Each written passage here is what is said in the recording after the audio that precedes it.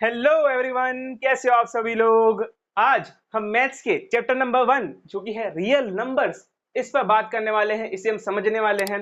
तो real number समझने के पहले हमें नंबर्स के बारे में जानना पड़ेगा ना। तो नंबर्स के बारे में हम जानेंगे। इसके बाद इस चैप्टर में हम जानेंगे कि एलसीएम और एचसीएफ करने की कोई और मेथड भी होती है, जैसे कि प्राइम फैक्टराइजेशन मेथड। उसके बारे में भी हम जानेंगे।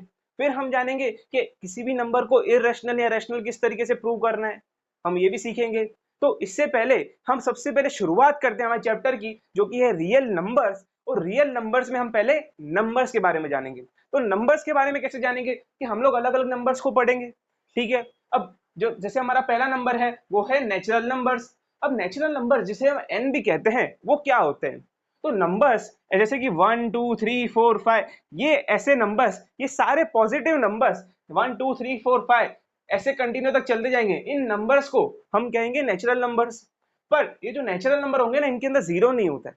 आप देखेंगे यहाँ पे मैंने जीरो नहीं लिखा है। तो क्यों जीरो नहीं होता है? क्योंकि ये नेचुरल नंबर्स है। बट अगर हमने इसमें जीरो डाल दिया, तो अगर जीरो डाल दिया हमने इसमें, तो हो जाएंगे होल नंबर्स, जैसे हम डब्ल्यू की तरह कहते हैं। तो होल नंबर्स की जो डेफिनेशन है वो यही होती है कि natural numbers including zero are called as whole numbers. तो वैसे ही इसका हम लोग कहते हैं डब्ल्यू से डिनोट करते हैं। इसमें आते हैं जीरो, फिर 1 2 3 4 वैसे कंटिन्यू चलता जाएगा ना। उसके बाद आते हैं इंटीजर्स। इंटीजर्स जो कि जेड से हम डिनोट करते हैं। तो इंटीजर्स क्या होते हैं? हमने देखी होगी नंबर लाइन। तो जो नंबर लाइन होती है ना, नंबर लाइन में आप देखेंगे कि लेफ्ट साइड पे, मेरे लेफ्ट साइड पे है नेगेटिव इंटीजर्स, मेरे राइट साइड पे है पॉजिटिव इंटीजर्स। तो लेफ्ट साइड पे नेगेटिव इंटीजर, राइट साइड पे पॉजिटिव इंटीजर, बीच में जीरो। तो इन नंबर्स को हम कहेंगे इंटीजर्स। क्योंकि मैं कब से इंटीजर वर्ड कह रहा हूं, ये नेगेटिव नंबर्स भी आएंगे इसमें, पॉजिटिव नंबर्स भी आएंगे इसमें, और जीरो भी आएगा। वहीं पर अगर हम देखें जो होल नंबर्स और जो नेचुरल नंबर है ना, इनके अंदर नेगेटिव नंबर्स नहीं आते, इनके अंदर ओनली पॉजिटिव नंबर्स आते हैं। इसी तरीके से अगर हम देखें रैशनल नंबर्स, तो रैशनल नंबर जिन्हें हम क्यू से डिनोट करते हैं। तो जो ये रैशनल नंबर होते हैं ना, ये रैशनल नंबर जो होते हैं, फ्रैक्शन में भी होते हैं। रैशनल नंबर जो होते हैं वो डेसिमल में भी होते हैं। रैशनल नंबर नेगेटिव साइन से भी आते हैं। इन नंबर्स को भी रैशनल नंबर कहेंगे। रैशनल नंबर तो रूट में भी आते हैं। बट ये जो रैशनल नंबर होते हैं ना, आप किसी का भी अगर आप आंसर निकालोगे ना या आंसर देखोगे ना, तो इनका एक हमें कंप्लीट आंसर मिलता है। यानी कि हमें जब हम लोग 4 को 5 से डिवाइड करते हैं तो हमें कंप्लीट आंसर मिलता है। हमें ऐसा आंसर नहीं मिलता कि हमारे जो डिजिट्स हैं डिवाइड करने पे कंटिन्यू चलते जाएं, ये रुक जाते हैं एक जगह पर। ऐसे नंबर्स को हम कहेंगे रैशनल नंबर्स। वैसे ही जैसे अगर देखें हम -3.85, ये भी एक रैशनल नंबर क्योंकि कंप्लीट है। वैसे ही अगर √25, तो √25 का आंसर 5 होता है, तो ये भी एक कंप्लीट आंसर हुआ, तो इसे हम कहेंगे रैशनल नंबर। वैसे ही अगर इररेशनल नंबर की बात करें, तो अगर रैशनल नंबर हम देखें, तो रैशनल नंबर में ऐसा नंबर जिसका कंप्लीट आंसर नहीं आता हो, तो उसे हम क्या कहेंगे? उसे हम कहेंगे इररेशनल नंबर, जिसे हम आई की तरह डिनोट करते हैं। तो ये नंबर्स होते हैं ना, इनका एक हमें एक परफेक्ट आंसर या एक कंप्लीट आंसर नहीं मिलता है। जैसे कि अगर हम देखिए 86/13 है, तो 86/13, इसको अगर आप 13 को 86 से डिवाइड करोगे, तो हमारा आंसर जो है ना, वो कंप्लीट आंसर नहीं मिलेगा। वैसे ही अगर हम देखें √27, इसका रूट अगर निकालेंगे आप इसका, तो इसका आंसर भी हमें परफेक्ट आंसर नहीं मिलेगा। वैसे ही अगर -3.625, ये कंटिन्यू चलता जा रहा है, ये नंबर कभी एंड नहीं हो रहा है, तो इसका भी ये एक कंप्लीट आंसर नहीं है। पर है ना, रैशनल और इरेशनल को समझने का एक और तरीका आता है, उसे हम P/Q यानी P/Q के फॉर्म में हम उसे सपोज करते हैं। P/Q फॉर्म में हम सपोज जब करते हैं ना, तब भी हमें पता चलता है कि वो नंबर जो है वो रैशनल है कि इरेशनल है। उसका मेथड हम आगे पढ़ेंगे चैप्टर में। वैसे ही अगर देखें जो रियल नंबर्स होते हैं, जो कि हमारे चैप्टर का नाम भी है, तो ये रियल नंबर जो कि आर कहा जाता है, ये होते क्या है? तो रियल नंबर्स वो नंबर होते हैं ना, कि जो नंबर जैसे कि natural number, whole number, integer, rational, irrational, ये सारे नंबर रियल नंबर के अंदर आते हैं। ये सारे के सारे जो नंबर्स होते हैं ना, इन्हें हम रियल नंबर्स कहते हैं। वैसे ही अगर देखा जैसे 86/30, ये तो इररेशनल नंबर है। 4/5 तो रैशनल नंबर है। √27 इररेशनल है। ये सारे नेचुरल, इंटीजर्स, होल नंबर, ये सारे इसमें आ गए। तो ये जो रियल नंबर्स होते हैं ना, ये रियल नंबर्स ना इन सबको इंक्लूड करते हैं। यानी कि natural number, whole number, integer, rational, irrational, इन सबको मिला के रियल नंबर बनते हैं। ये सब जो है ना, वो रियल नंबर्स के अंडर आते हैं। अब हम शुरुआत करते हैं हमारे नेक्स्ट टॉपिक की, जो कि है एलसीएम और एचसीएफ। उससे पहले अगर जो हमारी आगे की मेथड्स है उससे पहले हमें ये भी तो समझना पड़ेगा ना कि एचसीएफ और एलसीएम क्या होता है। तो हम पहले बेसिक एचसीएफ और एलसीएम समझते हैं। अब इस चैप्टर को शुरू करने से पहले हमें दो मेन टॉपिक्स को समझना पड़ेगा। वो दो मेन टॉपिक्स हैं हमारे चैप्टर के मोस्ट इंपॉर्टेंट टॉपिक्स, जो कि हैं एचसीएफ एंड एलसीएम। एलसीएम, आप देखो कि जो एचसीएफ होता है ना, इसे हम कहते हैं हाईएस्ट कॉमन फैक्टर। वैसे जो एलसीएम है ना, उसे हम कहते हैं लीस्ट कॉमन मल्टीपल। एचसीएफ का मतलब है हाईएस्ट कॉमन फैक्टर, एलसीएम का मतलब है लीस्ट कॉमन मल्टीपल। अब जो एचसीएफ है, अब हमें इसका मतलब हमें ऐसा कहा है कि हाईएस्ट कॉमन फैक्टर ढूंढना है हमें। तो फैक्टर का मतलब क्या होता है? अगर आप मुझसे पूछो कि सर फैक्टर का मतलब क्या होता है, तो मैं आपको ये बताऊंगा कि फैक्टर, जैसे कि अगर हम एग्जांपल लें किसी भी एक नंबर का, कोई भी दो नंबर अगर हम ले, जैसे कि 12 एंड 18 को एज ए एग्जांपल लेते हैं, तो 12 और 18 का अगर हम लोग फैक्टर निकालें तो किस तरीके से निकालेंगे? तो फैक्टर का मतलब ये होता है ना कि जो भी ये नंबर है ना, ये नंबर किसके किसके टेबल में आता है, वो उस नंबर के फैक्टर्स हुए। यानी कि ये जो नंबर है हमारा, जैसे कि 12 है, 18 है, ये नंबर कौन से टेबल में, यानी किस किस नंबर के टेबल में आता है, वो इस नंबर के फैक्टर्स हुए। मतलब कि अगर मैं आपको बताऊं, जैसे कि हम लोग लेते हैं 12, तो अगर आप बताओ कि 12 किसके किसके टेबल में आता है, तो 12 अगर देखें तो ये 1 के टेबल में तो आता ही है, ठीक है, ये 2 के टेबल में भी आता है, ठीक है, 2 6 12 होता है, ये 3 के टेबल में आता है, 3 4 12, ये क्या 4 के टेबल में आता है? हाँ आता है। ये 6 के टेबल में भी आता है। फिर 7 में आता है? नहीं। फिर 8 में? नहीं। 9 में भी नहीं आता, 10 में भी नहीं आता, ये तो 11 में भी नहीं आता, ये आता है फिर 12 में। एट दी एंड ये 12 की टेबल। यहाँ पर इसके जो ये नंबर्स हुए ना, इन नंबर्स को हम कहेंगे 12 के फैक्टर, यानी 12 के फैक्टर। ऐसे अगर हम 18 के फैक्टर लिखें, तो 18 के अगर फैक्टर लिखें तो 18 किसके किसके टेबल में आता है? तो अगर देखें 18 के फैक्टर, तो 18 1 के टेबल में तो आता है, बढ़िया है। 18 2 के टेबल में भी आता है। 18 देखा जाए तो 3 के टेबल में भी आता है। 18 4 के टेबल में आता है? नहीं। 18 क्या 5 में आता है? नहीं, पर 18 6 में आता है। 18 7 में भी नहीं आता, 18 8 में भी नहीं आता, 18 9 में आता है। फिर अगर देखिए तो 18 आता है डायरेक्ट अपनी टेबल में, यानी कि 18 में। तो ये 18 जो है ना, ये इसका लास्ट फैक्टर है। यानी कि 18 जो है ना, वो उसके ये सारे जो नंबर्स है ना, कि 18 1 2 3 6 9 18, ये सारे 18 के फैक्टर्स हुए, 18 के फैक्टर हुए। अब हमें क्या बोला गया है? एचसीएफ निकालना है हमें। तो एचसीएफ निकालने के लिए हमें क्या क्या, हाईएस्ट कॉमन फैक्टर निकालना है। हाईएस्ट कॉमन फैक्टर, अभी हमने ये तो समझ लिया कि फैक्टर क्या होते हैं, जैसे कि ये होते हैं, ये 1 2 3 4 5 6 4 6 12, ये सारे फैक्टर्स हैं, इसके वैसे यही फैक्टर्स है। हमें क्या निकालना है? Highest common factor. तो हमें पहले कॉमन फैक्टर्स निकालने पड़ेंगे। अभी हमने फैक्टर्स देखा, हम सीधे ऐसे आ रहे हैं चलते हुए, पहले हमने फैक्टर्स देखा, अब हम कॉमन फैक्टर्स निकालते हैं। तो अगर हम इन दोनों में देखें तो कॉमन फैक्टर्स कौन से हुए? इनमें 1 कॉमन फैक्टर हुआ, इनमें 2 कॉमन फैक्टर हुआ, ठीक है, इनमें 3 भी कॉमन फैक्टर हुआ, इनमें 6 भी कॉमन फैक्टर हुआ। आप देखो तो 6 भी इसका कॉमन फैक्टर हुआ। अगर आप देखें तो हमें क्या कहा गया है कि हाईएस्ट कॉमन फैक्टर निकालना है, यानी कि हाईएस्ट फैक्टर, यानी कि कॉमन फैक्टर्स जो है ना, जैसे कि ये हमारे 4 मेन कॉमन फैक्टर्स हैं, इन कॉमन फैक्टर्स में से भी जो हाईएस्ट होगा ना, वो हमारा एचसीएफ होगा। कि ये जो हमारे कॉमन फैक्टर्स निकले, इन कॉमन फैक्टर्स में से जो हाईएस्ट नंबर होगा वो हमारा एचसीएफ होगा। तो इन सब में से जो हाईएस्ट नंबर है वो है 6, सबसे कॉमन हाईएस्ट नंबर जो है वो 6, यानी कि जो 6 है ना, वो हमारा हाईएस्ट, सबसे बड़ा, कॉमन, दोनों में सेम और फैक्टर है। इन नंबर्स का जो फैक्टर है, इन नंबर्स का ये फैक्टर है, तो ये है हाईएस्ट कॉमन फैक्टर। तो इसका आंसर आएगा एचसीएफ, जो कि होगा 6। ये तो हमने समझ लिया। बट एलसीएम का मतलब क्या होता है? एलसीएम का मतलब क्या होता है कि एलसीएम का मतलब होता है लीस्ट कॉमन मल्टीपल। ये तो बहुत इजी है, लीस्ट कॉमन मल्टीपल। अब आप पूछोगे मल्टीपल का मतलब क्या होता है? हम ऐसे ही कर रहे हैं ना सॉल्व। मल्टीपल का मतलब क्या होता है? तो अगर मैं ऐसे ही, अगर इससे ही सेम एग्जांपल को मैं यहाँ पे लूं कि 12 एंड 18 का मैं एग्जांपल लेता हूं, तो 12 एंड 18 के अंदर अगर मैं पहले 12 का देखूं, तो 12 का क्या है? 12 के मल्टीपल, यानी कि 12 की टेबल हमें लिखनी है, यानी 12 के मल्टीपल देखो, 12 1 जा 12, 12 2 जा 24, 12 3 जा 36, 12 4 जा 48, ऐसे ही चलते जाएंगे।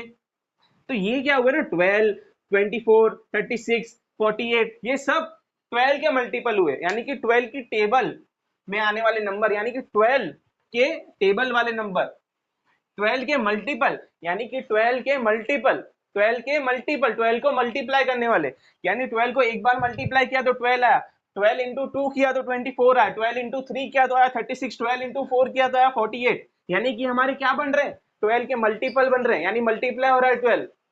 ठीक है, वैसे ही अगर हम 18 के निकालें मल्टीपल, 18 के मल्टीपल कैसे निकलेंगे भाई? 18 1 जा 18, 18 2 जा 36, 18 3 जा 54, ठीक है, ऐसे ही हमारा चलता जाएगा।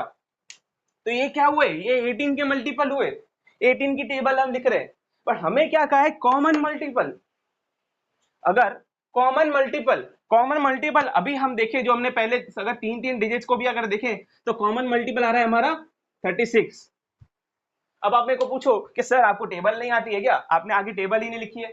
नहीं, मुझे टेबल तो आती है, बट हमारे को इतना ही काम है कि हमें क्या कहा गया है? लीस्ट कॉमन मल्टीपल बताना है हमें। तो हमें तो सबसे छोटा कॉमन मल्टीपल, लीस्ट मतलब सबसे छोटा, सबसे कम, तो लीस्ट कॉमन मल्टीपल, यानी कि अगर दोनों की टेबल लिखें, दोनों के अगर हम मल्टीपल लिखें, तो उनमें से सबसे लीस्ट कॉमन मल्टीपल क्या होगा? यानी कि दोनों में से सबसे छोटा कॉमन मल्टीपल क्या होगा? 36 होगा।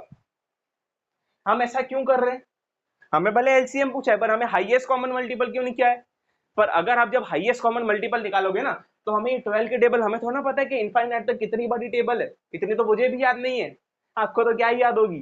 तो अगर हमारी 12 के लेके इनफाइनाइट तक कितने नंबर होंगे, 18 से लेके इनफाइनाइट तक कितने नंबर होंगे, उन दोनों के बीच में कुछ ना कुछ तो कॉमन आते होंगे, कुछ नंबर्स तो ऐसे होंगे जो कॉमन आते होंगे, इसके बाद और भी नंबर्स आएंगे कॉमन में। पर हमें कॉमन नंबर्स नहीं देखने, हमें ये देखना है कि सबसे पहला, सबसे लीस्ट कॉमन नंबर कौन सा आया। तो इन दोनों की टेबल में सबसे लीस्ट कॉमन नंबर जो है ना, वो है 36। सही बात है, हमने ये समझ लिया। तो इसका आंसर क्या आएगा? एलसीएम जो होगा ना, वो होगा 36। एलसीएम होगा 36। इसी तरीके से अगर आप मेरे को कहो कि हमने एलसीएम और एचसीएफ तो समझ लिया, बट इसका काम क्या है? हमें तो ऐसे, अगर हमें पूछा जाए कि इस तरीके से सॉल्व करो, ये तो आप फटाफट करके आ जाओगे, बट हमें ना अगर फैक्टर्स निकालने हो, तो फैक्टर निकालने ऐसे तो डायरेक्ट आप फैक्टर्स याद नहीं रख सकते हर नंबर के। तो इस नंबर के, इन नंबर्स के फैक्टर निकालने के लिए हमारे पास एक मेथड है, जिस मेथड को हम कहते हैं फैक्टराइजेशन मेथड। क्या कहते हैं? Factorisation method. फैक्टराइजेशन मेथड यानी कि फैक्टराइजेशन मेथड, यानी कि किसी भी नंबर के जब हम फैक्टर्स निकालते हैं, तो उस मेथड को हम कहते हैं फैक्टराइजेशन मेथड। इस चैप्टर में हम जो पढ़ने वाले हैं ना, उस मेथड का नाम है प्राइम फैक्टराइजेशन मेथड।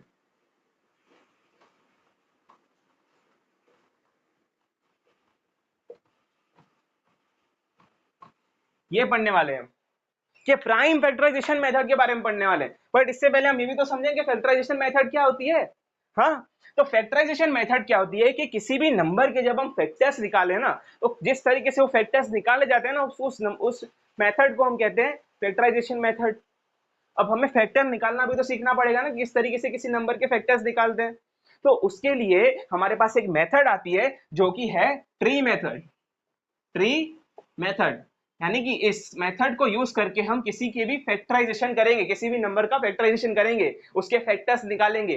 ठीक है, तो हम पहले नंबर कोई भी लेते हैं, जैसे अगर मैं 12 का एग्जांपल लूं, तो अगर मैं 12 का लूं एग्जांपल, तो 12 के अगर मुझे फैक्टर्स निकालने हो, तो हम कैसे करेंगे? ट्री मेथड को किस तरीके से किया जाए, मैं आपको वो बता रहा हूँ कि हमें जिस नंबर का निकालना है, पहले वो नंबर लिखो।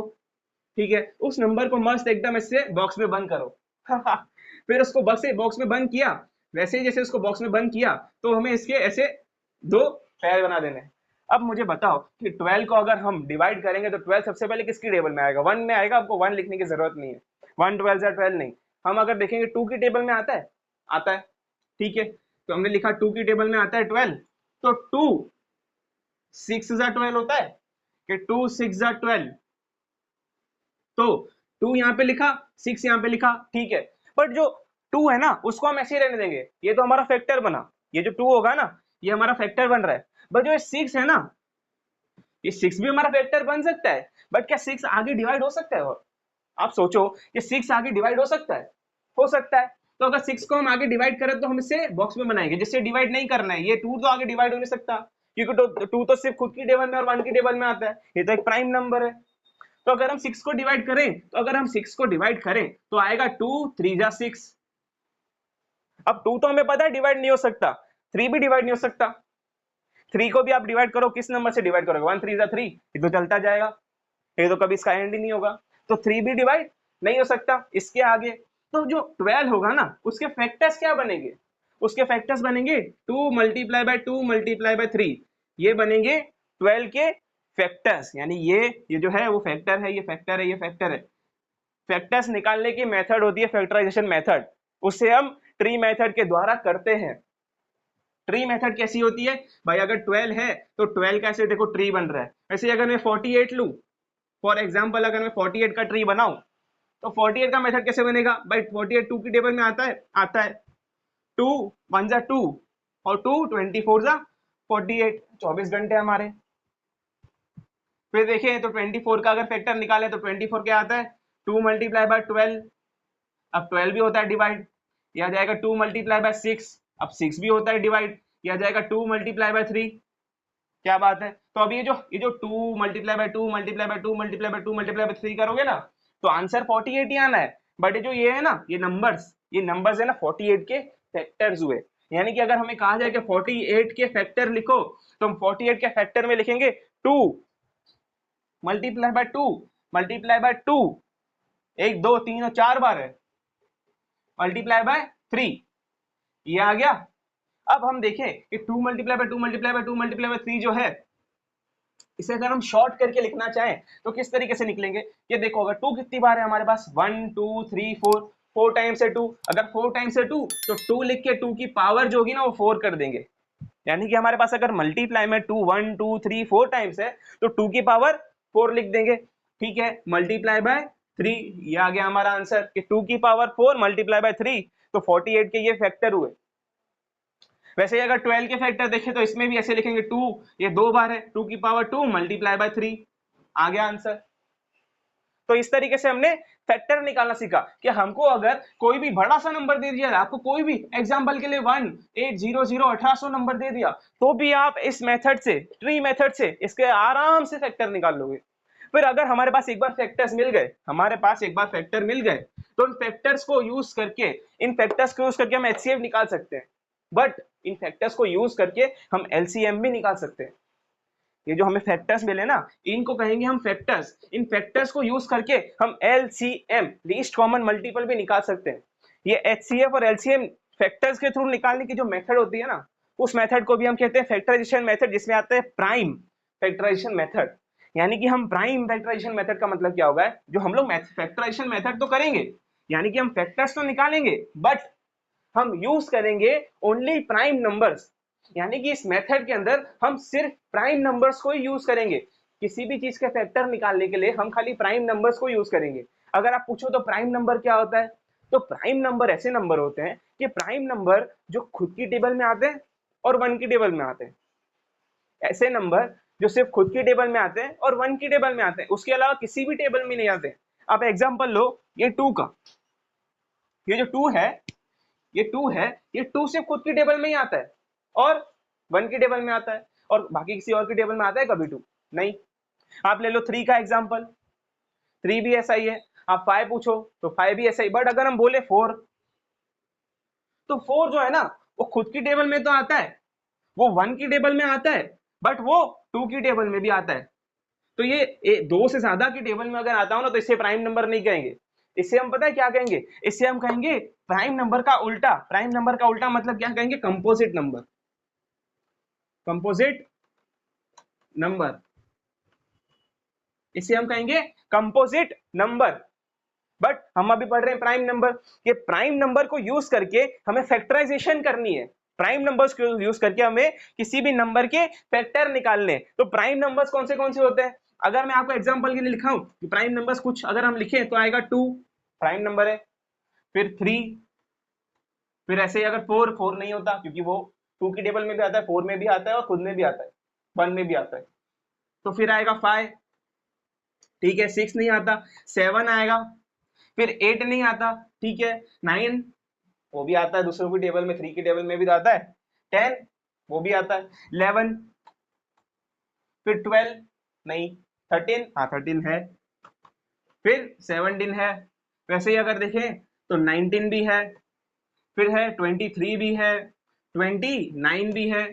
ये जो नंबर्स है ना, ये खुद के टेबल में भी आते हैं और 1 की टेबल में आते हैं, पर बाकी इन लोग को बाकी सब जो नंबर है ना उनसे नफरत है, उन किसी के भी टेबल में ये है ना, ये आना ही नहीं चाहते, ये कहते कि नहीं भाई मुझे खुद के टेबल में रहना है और एक 1 जिसने मुझे जन्म दिया है उसके टेबल में भी रहना है, बाकी मेरे को किसी के टेबल में नहीं रहना है। ये नंबर्स की मेन डेफिनेशन है, ये प्राइम नंबर्स की डेफिनेशन है। तो प्राइम नंबर्स को यूज करके जब हम फैक्टराइजेशन करते हैं, एचसीएफ और एलसीएम निकालते हैं, उस मेथड को हम कहते हैं प्राइम फैक्टराइजेशन मेथड। तो इसी मेथड को यूज करके हम लोग इस चैप्टर में प्राइम फैक्टर्स निकालेंगे। प्राइम फैक्टर्स क्या होते हैं कि ऐसे फैक्टर्स जिसमें सिर्फ प्राइम नंबर आते हो, उन फैक्टर्स को हम कहेंगे प्राइम फैक्टर्स। अगर हम एग्जांपल के तौर पे अगर हम लोग कोई भी ऐसा नंबर लें जिसे हमें सिर्फ प्राइम फैक्टर्स के थ्रू सॉल्व करना हो, तो अगर हम नंबर देखें, एग्जांपल अगर हम ले 36 का, आप देखो 36 का, अगर आप 36 को डिवाइड करो तो हम लोग क्या कर सकते हैं, अगर मेरे को 36 के फैक्टर निकालने, तो पहले मैं उसे 2 से डिवाइड करूंगा, 3 से करूंगा, 4 से करूंगा, ठीक है। बट अगर मैं 36 में ऐसे लिख दूं कि 6 × 6, तो ये तो गलत हो जाएगा। क्यों? क्योंकि ये तो प्राइम नंबर भी नहीं है और यहाँ से भी डिवाइड हो रहा है, यहाँ से भी डिवाइड हो रहा है, जो कि गलत है। हमें सिर्फ प्राइम नंबर्स को यूज करना है। तो अगर हम 6 को देखें तो पहले 2 की टेबल में देखें, 36 आता है, हाँ आता है, क्या आएगा 2, 13 से 36, ठीक है। अगर आप देखो जो 13 है, क्या इसको डिवाइड कर सकते हैं? नहीं कर सकते, इसको डिवाइड हम नहीं कर सकते। क्यों? तो इसके 36 के फैक्टर क्या मिलेंगे? 36 के फैक्टर मिलेंगे 2 × 13, बस इधर खत्म हमारा सम, इधर हमारा सम खत्म, ये हमारे मिल गए 36 के फैक्टर, हमें मिल गए कि भाई 36 के अगर हम फैक्टर निकाल दे तो 2 × 13, यही सिर्फ 36 के फैक्टर आते हैं। यानी कि सिर्फ प्राइम नंबर्स को यूज करके, जैसे 2 भी एक प्राइम नंबर है, 13 भी एक प्राइम नंबर है, यानी 13 भी है ना सिर्फ खुद की टेबल में आता है और 1 की टेबल में आता है, यानी कि ये भी प्राइम नंबर है, तो ये भी आगे डिवाइड नहीं होगा। तो 2 × 13 सिर्फ इतना ही इसके फैक्टर निकलेंगे। ऐसे ही अगर हम दूसरा नंबर लें, दूसरा नंबर हम लेते हैं कि 36 के साथ अगर मैंने ले लिया 48, ये नंबर ले लिया 48, अगर मैंने नंबर ले लिया तो 48 नंबर अगर मैं लेता हूं, तो अगर मैं 48 के फैक्टर्स निकालूं, 48 जो हमारा नंबर है इसके अगर मैं फैक्टर्स निकालूं तो आएगा 2, 24 जा, फिर आएगा 2 × 12, फिर 12 भी देगा, 2 × 3, 2 × 6, ठीक है, फिर 6 आएगा 2 × 3, ये 48 के फैक्टर हुए, यानी कि आएगा 2 की पावर 4 × 3, ये 48 के फैक्टर हुए, ठीक है। पर अगर मैं कहूं कि मुझे आप एलसीएम और पहले हम कहेंगे एचसीएफ निकालो, फिर आप बताओ हमें एलसीएम क्या है, तो किस तरीके से ढूंढेंगे? अगर हमें इसका एचसीएफ और एलसीएम ढूंढना है तो हम पहले देखेंगे दोनों के अंदर कॉमन फैक्टर क्या है, दोनों के अंदर कॉमन क्या है, दोनों के अंदर कॉमन है 2 और इसके अंदर कॉमन है 2 की पावर 4। अब 2 और 2 की पावर 4 अगर आप देखो तो इनमें से अगर हमें पूछा जाए कि एचसीएफ क्या होगा, तो अगर आप पूछो कि एचसीएफ क्या होगा, तो मैंने कहा highest common factor, highest common factor मतलब इन दोनों कॉमन है तो एक ही नंबर है, तो यही हमारा हाईएस्ट कॉमन फैक्टर है क्योंकि एक ही चीज कॉमन है। बट हमारे पास है ना यहाँ पे पावर का डिफरेंस है, अब देखो 2 की पावर 4 है और यहाँ पे 2 की पावर 2 है, तो अगर मैं पूछूं कि दोनों में से कौन सा लेना चाहिए, तो हर एक बच्चा चुनेगा 2 की पावर 4 क्योंकि हाईएस्ट है। पर नहीं, एचसीएफ का मतलब क्या होता है, हमें फैक्टर चाहिए, हमें मल्टीपल नहीं चाहिए, हमें चाहिए सिर्फ फैक्टर। ये फैक्टर कौन सा है? हाईएस्ट कॉमन फैक्टर, यानी कि अगर यहाँ पे 2 की पावर 4 है, यहाँ पे 2 की पावर कुछ नहीं है मतलब 1 है, तो हमें जो कम पावर वाला होगा ना, याद रखना है ये कि एचसीएफ के अंदर हमेशा दोनों कॉमन नंबर में से जो कम पावर वाला नंबर होगा ना, हमें वो लेना है। कि इन दोनों में से जो कम पावर वाला नंबर है वो कौन सा है, 2 की पावर 1, यानी कि सिर्फ 2 है। तो जो हमारा HCF होगा ना वो 2 है, क्योंकि और कोई कॉमन नंबर है ही नहीं, तो हमारा HCF आ गया 2। वैसे ही अगर पूछा जाए कि LCM क्या होगा, तो LCM में क्या करते हैं कि दोनों में से जो पावर हाई वाला होगा ना हम उसे लेंगे, यानी कि HCF का एकदम अपोजिट। तो इन दोनों में से जो हाई पावर वाला है वो कौन सा है, 2 की पावर 4, 2 की पावर 4, तो 2 की पावर 4 है, इसका नंबर हाई है, मतलब ये LCM में आएगा। ये लो नंबर वाला ये तो HCF में आएगा। बट हमें सिर्फ इतना ही नहीं लेना है, ये हमारा LCM नहीं हुआ।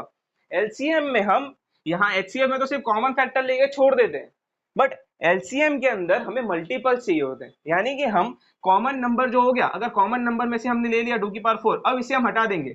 अब हम बचे हुए नंबर्स लेंगे। यहाँ पे बचे हुए नंबर कौन से, यहाँ पे बचे हुए नंबर 13 और 3, ये दोनों हमारे बचे हुए नंबर है। तो मल्टीप्लाई बाय 13 मल्टीप्लाई बाय 3, इसका आप आंसर लिखोगे तो हमारा आ जाएगा LCM। यहाँ पे जो आंसर मिलेगा वो होगा हमारा LCM। तो इस तरीके से हम समझेंगे कि HCF क्या होता है, हमने समझा LCM क्या होता है। फिर इनको सॉल्व करने की जो मेथड होती है, prime factorization method, prime numbers को यूज करके जो हम मेथड यूज करते हैं वो होती है प्राइम फैक्टराइजेशन मेथड। इसे यूज करके हम HCF और LCM निकालते हैं। हमने HCF और LCM निकाला, यहाँ पे हमने HCF निकाला, यहाँ पे हमने LCM निकाला। इन दो नंबर्स का एज एन एग्जांपल, एक रैंडम एग्जांपल हमने लेके इन दो नंबर्स का हमने HCF और LCM निकाला। हमने HCF और LCM तो निकाला, बट हमें कभी कभी ऐसा भी होता है कि हमें ये पूछे कि जो HCF और LCM है ना, इनके ओनली प्राइम फैक्टर्स लिखो, HCF LCM मत निकालो। हमें दो नंबर दे देंगे, इनके प्राइम फैक्टर्स लिखने को कह देंगे। आपकी जो एक्सरसाइज 1.1 है ना, उसके अंदर हमें सिमिलरली इसी टाइप के सम्स करने हैं और हमें उन नंबर्स के प्राइम फैक्टर्स निकालने हैं। तो चलिए एक्सरसाइज 1.1 जो है वो शुरू करते हैं। अब हम शुरू करने जा रहे हैं हमारी एक्सरसाइज 1.1 को, जिसमें हमारा जो क्वेश्चन नंबर 1 है वो है express each numbers as product of its prime factors. यानी कि हर नंबर को हमें ऐसे एक्सप्रेस करना है, यानी कि इस तरीके से हमें इस नंबर के फैक्टर लिखने हैं जो प्राइम नंबर्स में आते हो, यानी कि प्राइम फैक्टर, यानी कि प्राइम नंबर के जो फैक्टर्स है वो हमें लिखने हैं। तो हमें हर एक नंबर के वो लिखने हैं। उसमें से अगर हमें हमारा पहला क्वेश्चन देखें जो कि है 140, तो अब हमने सीखा कि फैक्टराइजेशन मेथड से फैक्टर्स कैसे निकाले जाते हैं। तो हम इस तरीके से पहले से फैक्टर निकालते हैं। तो देखिए अगर हमारा जो 140 है, तो 140 जो है उसके अगर हम पहले फैक्टर्स निकालें तो वो हम प्राइम नंबर्स को देखें तो ये 2 से डिवाइड होता है। ठीक है, तो 2 से डिवाइड होता है, तो इसका आंसर आएगा हमारे पास 70। फिर हमारे पास आगे 70 है और डिवाइड हो सकता है, तो ये क्या 2 से डिवाइड होता है वापस, हाँ होता है। ठीक है, तो 2 से हम डिवाइड करके देखेंगे तो इसका आंसर आएगा 35। वैसे ही अगर हम देखें तो अगर 35 जो हमारा आया वो क्या 2 से डिवाइड होता है, नहीं। क्या वो 3 से होता है, नहीं। क्या वो 5 से होता है, हाँ। तो हमें जो ये हमारे नंबर्स है ना, ये हमारे प्राइम नंबर्स है। तो हमें जब किसी भी नंबर को हमें डिवाइड करना है तो हमें चेक करना है कि वो किस प्राइम नंबर से डिवाइड होता है, उसी तरीके से हमारे प्राइम फैक्टर्स बनेंगे। तो हमारे प्राइम फैक्टर्स जो हमारे इस तरीके से ही बनेंगे। तो हमने देखा जो 35 है वो डिवाइड होता है किससे होता है, 5 से। तो 5 7 जा 35। अब हम देखें जो 5, तो हमें पता है कि 5 से डिवाइड होता है, 5 तो एक प्राइम नंबर है। बट 7 हमारे पास जो हमारा एंड नंबर आया वो आ गया 7। अब 7 जो है ना वो एक प्राइम नंबर है। तो प्राइम नंबर हमने क्या समझा था कि वो किसी से भी डिवाइड हो नहीं सकता, वो सिर्फ खुद की टेबल में ही आता है और वो 1 की टेबल में आता है। तो ये जो 7 है ना, यहाँ पर हमारा जो सम है वो खत्म हो गया। तो अगर हम 140 के जब अगर हम फैक्टर्स लिखेंगे तो हम 140 के फैक्टर्स हम ऐसा लिख सकते हैं कि 2 multiply by 2 multiply by 5 multiply by 7, ये हो जाएंगे हमारे 140 के फैक्टर्स। वैसे ही हमारे 140 के फैक्टर्स को अगर हम शॉर्ट में लिखें तो ये 2 हमारा 2 बार है, तो इसका 2 की पावर 2 हो जाएगा। हम ऐसे लिखते हैं ना 2 की पावर 2। अगर हमारे पास यहाँ पे 2 3 होते हैं, यानी 2 इंटू 2 इंटू 2, 2 जो होगा वो 3 बार होगा, या थर्ड 3 बार होगा, तो हम ऐसे 2 की पावर 3 लिखेंगे मल्टीप्लाई बाय 5 मल्टीप्लाई बाय 7। तो ये जो है ना, ये है हमारा आंसर क्वेश्चन नंबर 1 का। अब हम क्वेश्चन नंबर 2 की बात करें तो क्वेश्चन नंबर 2 हमें दिया गया 156। चलिए अब इसकी भी हम मेथड निकालने की ट्राई करते हैं, हम इसके फैक्टर्स मेथड निकालने की ट्राई करते हैं विद प्राइम नंबर्स। ठीक है, तो हमने देखा 156, तो हमारा जो 156 है इसे हम देखें तो ये पहले 2 से डिवाइड हो सकता है। अगर हम देखें तो ये 2 से डिवाइड हो सकता है, तो ये आएगा 2 मल्टीप्लाई बाय क्या होगा जो 156 होगा, 278 मल्टीप्लाई, अगर 2 इंटू 78 करेंगे तो आएगा 156। तो देखें क्या ये वापस 2 से मल्टीप्लाई हो सकता है? हाँ, ये 2 से मल्टीप्लाई, ये 2 से डिवाइड हो सकता है, सॉरी, ये 2 से डिवाइड हो सकता है। तो अगर 2 से इसको डिवाइड करें तो हमारा आंसर आएगा 2 मल्टीप्लाई बाय क्या आएगा, ये 2 39 जा 78। ठीक है, अब अगर हम देखें जो 39 नंबर है वो क्या 2 से डिवाइड हो सकता है? नहीं, वो 2 से डिवाइड नहीं हो सकता। तो अगर हम देखें तो वो किससे डिवाइड होगा? वो 3 से डिवाइड हो सकता है। हाँ, ये 3 से डिवाइड हो सकता है। तो अगर हम देखें तो ये 3 की टेबल में कब आता है? 39, 3 13 जा 39। बट हम अगर देखें तो जो 13 है वो तो हमारा प्राइम नंबर है, यानी कि यहाँ पर जो हमारा सम है वो खत्म हो जाता है। तो ये अगर हमारा जब प्राइम नंबर आ जाता है ना एट दी एंड, तो हमारा जो सम है वहां पे खत्म हो जाता है। अब हम लिखेंगे प्राइम इसके फैक्टर्स, यानी कि इसके प्राइम फैक्टर्स लिखेंगे, तो हमारा जो नंबर है जो कि है 156, उसके जो प्राइम फैक्टर्स होंगे वो होगा 2 multiply by 2 multiply by 3 multiply by 13। ये हो गया हमारे प्राइम फैक्टर्स। ऐसे हम लिखें तो आएगा 2 square multiply by 3 multiply by 13, 2 power 2 multiply 3 multiply by 13, ये हमारा जाएगा आंसर। ये हमारे आ गए प्राइम फैक्टर्स इस नंबर के, यानी कि 156 के जो प्राइम फैक्टर्स होंगे वो होंगे 2 power 2 multiply by 3 multiply by 13। ये हमारे नंबर के प्राइम फैक्टर्स हो गए। अब हम बात करते हैं क्वेश्चन नंबर 3 के बारे में, जो कि है 3825 हमारा नंबर। इसके अगर हम फैक्टर्स निकालें तो किस तरीके से निकलेंगे? जैसे कि अगर देखिए हम 3825, इसे अगर हम 2 से डिवाइड करें तो ये 2 से डिवाइड होगा, तो ये 2 से डिवाइड नहीं होगा। फिर हम देखेंगे क्या क्या ये 3 से डिवाइड होगा, तो जब इसको आप 3 से डिवाइड करोगे तो इसका आंसर आएगा 3 और ये आएगा 1275। ओके, तो अगर 1275 हमारे पास आ गया, अब ये 1275 को अगर हम डिवाइड करने जाएं तो क्या है वापस 3 से डिवाइड होगा? हाँ होगा। ये वापस आएगा 420, ये आएगा 3 और 425 425। अगर हम देखें कि 425 वापस डिवाइड होगा 3 से, तो नहीं, ये 3 से डिवाइड नहीं होगा। फिर हम देखें क्या ये 5 से होगा, क्योंकि 2 अभी हमने देख लिया कि 2 से तो ये नंबर अगर डिवाइड हो ही नहीं सकता, तो आगे इसके आने वाले फैक्टर्स भी 2 से डिवाइड नहीं होंगे कभी भी। अगर ये 3 से डिवाइड हो रहा है तो जहां तक ये 3 से डिवाइड हो सकता है वहां तक ये डिवाइड होगा। जैसे 425 अगर हमारे पास आ गया तो अब ये 3 से डिवाइड नहीं होगा। इसके बाद अगर हम देखें हम 5 से, तो अगर हम देखें कि ये 5 से डिवाइड होता है, तो हाँ ये 5 से डिवाइड होता है, ये होता है 5 इंटू 17, 5 इंटू 85, यह जाएगा 425। फिर अब अगर हम देखेंगे तो 85 जो है वो डिवाइड होता है, तो हाँ ये भी होता है, ये होता है 5 इंटू 17, ये आ जाएगा हमारा 85।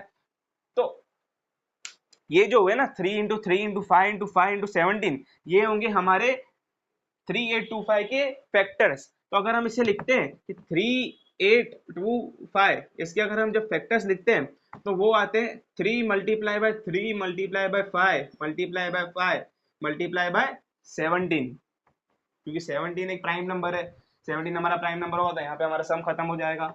अगर हम इसे लिखें तो 3 स्क्वायर इंटू 5 स्क्वायर इंटू 17, ये आ जाएगा हमारा आंसर। अब हम बात करें हमारे क्वेश्चन नंबर 4, जो कि है 5005। इस नंबर को अगर हम फैक्टराइज करेंगे, इसके हम लोग अगर फैक्टर्स लिखें प्राइम फैक्टर्स, तो वो कैसे लिखेंगे? तो अगर हम लिखें 5005, अगर हम ये देखें 5005, तो क्या ये 2 की टेबल में आता है? तो नहीं, ये 2 की टेबल में तो नहीं आता। आप डिवाइड करके देखेंगे तो ये 2 की टेबल में नहीं आता। क्या ये 3 की टेबल में आता है? तो नहीं, ये 3 की टेबल में भी नहीं आता। क्या ये 5 की टेबल में आता है? अगर हम देखिए तो हाँ ये 5 की टेबल में आता है। ये आता है 5 इंटू 1001, 5 इंटू 1001 अगर हम करेंगे तो 5005 आएगा। ठीक है, अगर हम देखिए 1001 जो है वो क्या 5 की टेबल में आता है वापस? नहीं, क्योंकि 2 और 3 में तो नहीं आएगा। अब 5 में देखा तो 5 में भी नहीं आ रहा। अब इसके आगे वाला नंबर थे तो हमारा प्राइम नंबर है 7, तो क्या ये 7 की टेबल में आता है? तो देखिए अगर 1001, तो हाँ ये 7 की टेबल में आता है। ये आता है 7 इंटू 143। ठीक है, 143 आ गया। अब 143 क्या आता है 7 की टेबल में? तो हाँ ये 7 की टेबल में आता है, बट अगर हम देखें तो नहीं, ये 7 की टेबल में नहीं आता। फिर हम देखेंगे 11 की टेबल में ये आता है, तो 11 की टेबल में ये आता है, जो कि आता है 11 इंटू 13, ये आ जाएगा 143। तो यहाँ पे आ गया हमारे पास 13 आंसर। तो 13 जो है वो है प्राइम नंबर, यानी कि इसके आगे हमारी मेथड जा ही नहीं सकती। तो ये हमारा आ गया आंसर। तो अगर हम लोग 5005 के अगर हम फैक्टर्स लिखें तो वो आते हैं 5 इंटू 7 इंटू 11, इंटू 13, ये आ गया हमारा आंसर। ये हमारा पूरा का पूरा आंसर है, यही हमारे फैक्टर्स होंगे, इसके अंदर कोई कॉमन नंबर्स नहीं जिसके हम पावर बना के लिख सकते हैं, तो यही हमारा एक कंप्लीट आंसर है। अब हम देखते हैं हमारे नेक्स्ट सम के बारे में, जो कि है 7429। अब इसको हम सॉल्व करते हैं। 7429 के जब हम फैक्टर्स निकालेंगे तो 7, 4, 2 और 9 अगर हम देखें तो 7429 किसकी टेबल में आता है। देखिए अगर हम इसको 2 से डिवाइड करके तो ये 2 की टेबल में भी नहीं आता, इसको हम 3 से डिवाइड करें तो ये 3 के टेबल में भी नहीं आता, इसको हम 5 से करें तो ये 5 के टेबल में भी नहीं आता, इसको हम 7 से करेंगे तो 7 के टेबल में भी नहीं आता, 11 की टेबल में भी ये नहीं आता, 13 की टेबल में देखें तो 13 की टेबल में भी ये नहीं आता। फिर देखिए हम 17 की टेबल में, तो अगर हम देखें ना तो ये 17 की टेबल में आता है। 17 इंटू 437 इसकी ये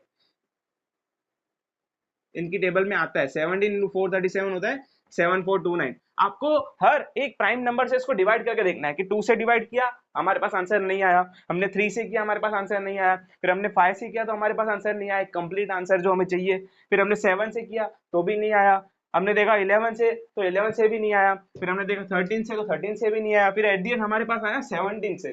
तो जो हमारे ये 7429 नंबर है ये डायरेक्ट 17 से डिवाइड हुआ। अगर हम इसका देखें तो ये 437 देखिए अभी 17 में आ गया, 17 में आता है तो नहीं, ये 17 की टेबल में नहीं आता। उसके बाद जो हमारा नंबर है वो है 19, तो अगर हम देखिए 19 की टेबल में आता है तो हाँ ये 19 के टेबल में आता है, ये आता है 19 इंटू 23, 19 इंटू 23 जो हमारा 437 होता है। बट अगर आप यहाँ पे देखेंगे तो हमारे पास आ गया आंसर 23। तो 23 है ना जो एक प्राइम नंबर है। अगर 23 एक प्राइम नंबर है तो 23 के आगे हम जा नहीं सकते, यहाँ पे हमारा आंसर आ गया। तो अगर हम 7429 के जब फैक्टर्स लिखेंगे वो आएगा 17 इंटू 19 इंटू 23, ये आएगा हमारा आंसर। ये हमारे 7429 के प्राइम फैक्टर्स है। अब इसी एक्सरसाइज को कंटिन्यू करते हैं। इसी एक्सरसाइज के अंदर जो अगर हम कंटिन्यू करें तो एक्सरसाइज 1.1 के अंदर जो क्वेश्चन नंबर 2 है वो हमें क्या कहता है कि find the LCM and HCF of the following pairs of integers and verify that LCM into HCF equal to product of two numbers. यानी कि हमें पहले तो एलसीएम और एचसीएफ ढूंढना है जो कि हमें पेयर ऑफ इंटीजर दिए गए, जैसे कि ये दो इंटीजर हैं, ये हमारी पेयर ऑफ इंटीजर है, इन्हें हमें पहले एचसीएफ और फिर हमें एलसीएम ढूंढना है। उसके बाद हमें LCM into HCF equal to product of two numbers, यानी कि इन दो नंबर का जो प्रोडक्ट है, इन दोनों नंबर को हम जब मल्टीप्लाई करेंगे जो आंसर आएगा वो आंसर एलसीएम इंटू एचसीएफ के इक्वल होना चाहिए, ये हमें वेरीफाई करना है। ठीक है, तो अगर हम सबसे पहले क्वेश्चन अगर हम देखें तो वो है 26 इंटू 91।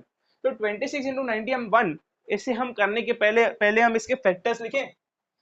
किसी भी नंबर को अगर हमें एलसीएम और एचसीएफ निकालना है तो हमारे पास उसके लिए हमें फैक्टर्स चाहिए होंगे, तो उस फैक्टर्स को हम पहले लिखते हैं।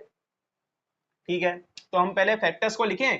तो फैक्टर्स लिखने के लिए पहले हम लिखते हैं 26 के फैक्टर्स।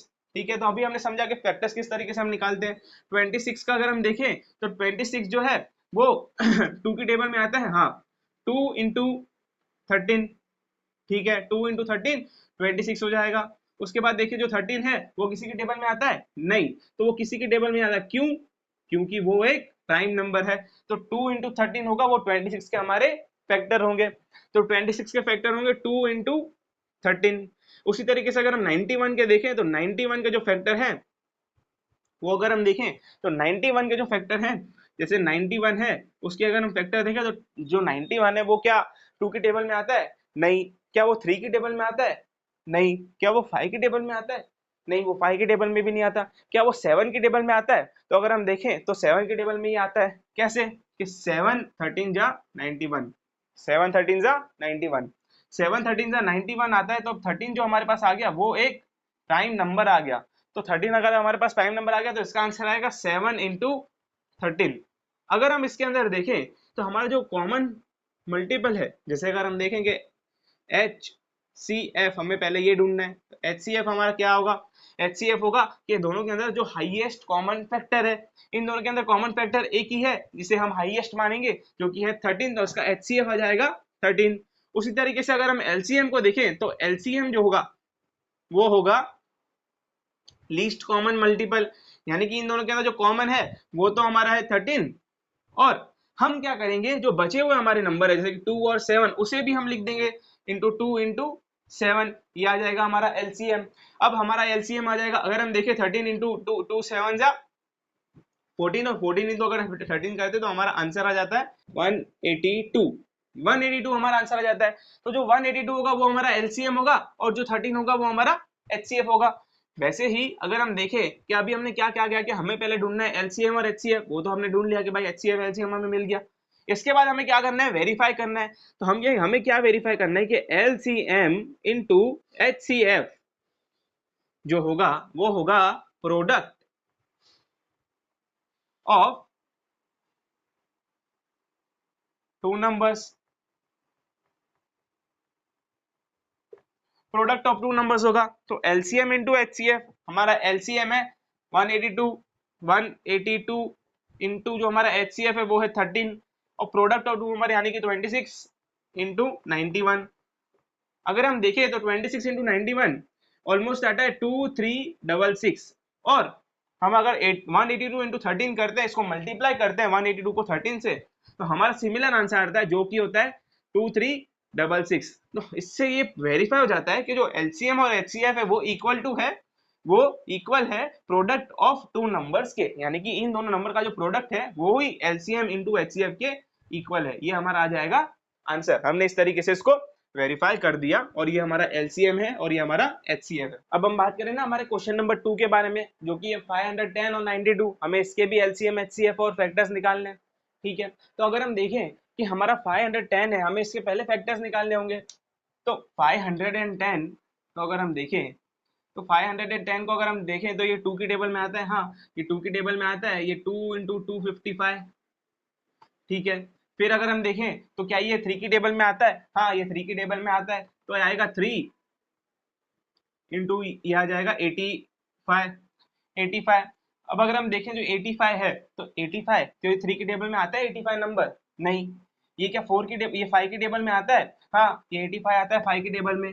ये आता है 5 इंटू 17, ये आ जाएगा हमारा आंसर, क्योंकि 17 जो है वो एक प्राइम नंबर है। तो अगर प्राइम नंबर आ गया तो वहां पे हमारा आंसर खत्म हो गया। तो अगर हम 510 के अगर हम फैक्टर्स लिखें तो वो आएंगे 2 इंटू 3 इंटू 5 इंटू 17। उसी तरीके से अगर हम देखें 92 के बारे में, तो 92 को जब हम देखें तो 92 है, तो 92 के अगर हम जब फैक्टर निकालने हैं तो 92 जो है अगर हम इसके फैक्टर निकालें तो क्या ये 2 की टेबल में आता है? हाँ, ये 2 की टेबल में आता है। ये 2 46 जा, अगर हम देखें 46 आता है तो 46 क्या 2 की टेबल में वापस आता है? हाँ, 46 आता है। तो 2 इंटू 23, तो ये आ जाएगा हमारा आंसर 23। बट जो 23 है वो आगे डिवाइड नहीं हो सकता। तो 23 क्या है, क्यों? क्योंकि 23 एक प्राइम नंबर है। तो ये हमारे आ जाएंगे फैक्टर्स। तो अगर हम इसके फैक्टर्स लिखें तो वो आएंगे 2 इंटू 23। इसको अगर हम शॉर्ट में लिखे तो आएगा 2 इंटू 2 का जो स्क्वायर है वो इंटू 23। ये आ जाएगा हमारे 92 के फैक्टर्स, ये आ जाएंगे हमारे 510 के फैक्टर्स। ठीक है, अब हम निकालना है एचसीएफ। तो हम क्या निकालते हैं? एचसीएफ। अब एचसीएफ जब हम निकालते हैं ना, तो एचसीएफ के अंदर हम देखेंगे कि इन दोनों के अंदर कॉमन क्या है, हाईएस्ट कॉमन मल्टीपल। इन दोनों के अंदर कॉमन है 2 और तो कुछ कॉमन नहीं है। बट यहाँ पे जो पावर है ना वो यहाँ पे है जो 2, सिर्फ 2 कॉमन है और यहाँ पे है 2:2, यानी कि 2 की पावर 2 कॉमन है। पर अब हम इन दोनों में से हमें कौन सा लेना चाहिए, क्योंकि ये दोनों तो नंबर अलग अलग हो गए, क्योंकि ये 2 है और ये 2 की पावर 2 है तो दोनों ही कॉमन फैक्टर। अब हमें कहा गया हाईएस्ट कॉमन फैक्टर, पर हाईएस्ट कॉमन फैक्टर में क्या होता है ना, एचसीएफ के अंदर इन दोनों के अंदर जो छोटा पावर हो ना, इन दोनों के अंदर जिसकी पावर कम हो उसे हम लेते हैं। तो इन दोनों के अंदर जिसकी पावर कम है तो पावर हमारी कम है 2 की, तो हमारा जो एचसीएफ होगा ना वो होगा 2। और क्यों, अगर हम 2 का स्क्वायर क्यों नहीं लेते हैं? क्योंकि 2 का स्क्वायर क्या होता है, 4 हो जाता है। तो 4 जो है ना वो हाईएस्ट कॉमन मल्टीपल दोनों में नहीं है। इन दोनों के जो हाईएस्ट कॉमन मल्टीपल है ना वो है 2, यानी कि दोनों में से जो कम पावर वाला होगा ना, वही इसका कॉमन मल्टीपल होगा। अब हम बात करते हैं एलसीएम के बारे में। अगर हम देखें तो लीस्ट कॉमन मल्टीपल, इन दोनों के अंदर जो कॉमन है वो है 2। ठीक है, तो अगर इन दोनों के अंदर 2 कॉमन है, बट एलसीएम में क्या होता है ना, एचसीएफ का बिल्कुल ही उल्टा होता है।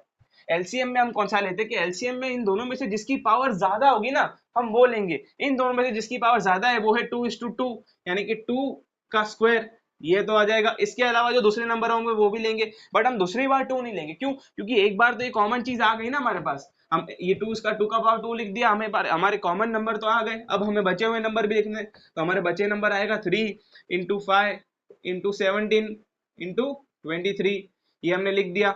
अगर जब इसको मल्टीप्लाई करें तो हमारा आंसर आता है 23460, ये आता है हमारा LCM। अब हम देखें कि हमारा जो LCM हमें मिल गया, HCF मिल गया, अब हमें क्या करना है? वेरीफाई करना है। तो अगर हम जब वेरीफाई करेंगे ना, तो वेरीफाई करने में हमें क्या करना है कि LCM multiply by HCF equal to क्या होना चाहिए? Product of two number, product of two number.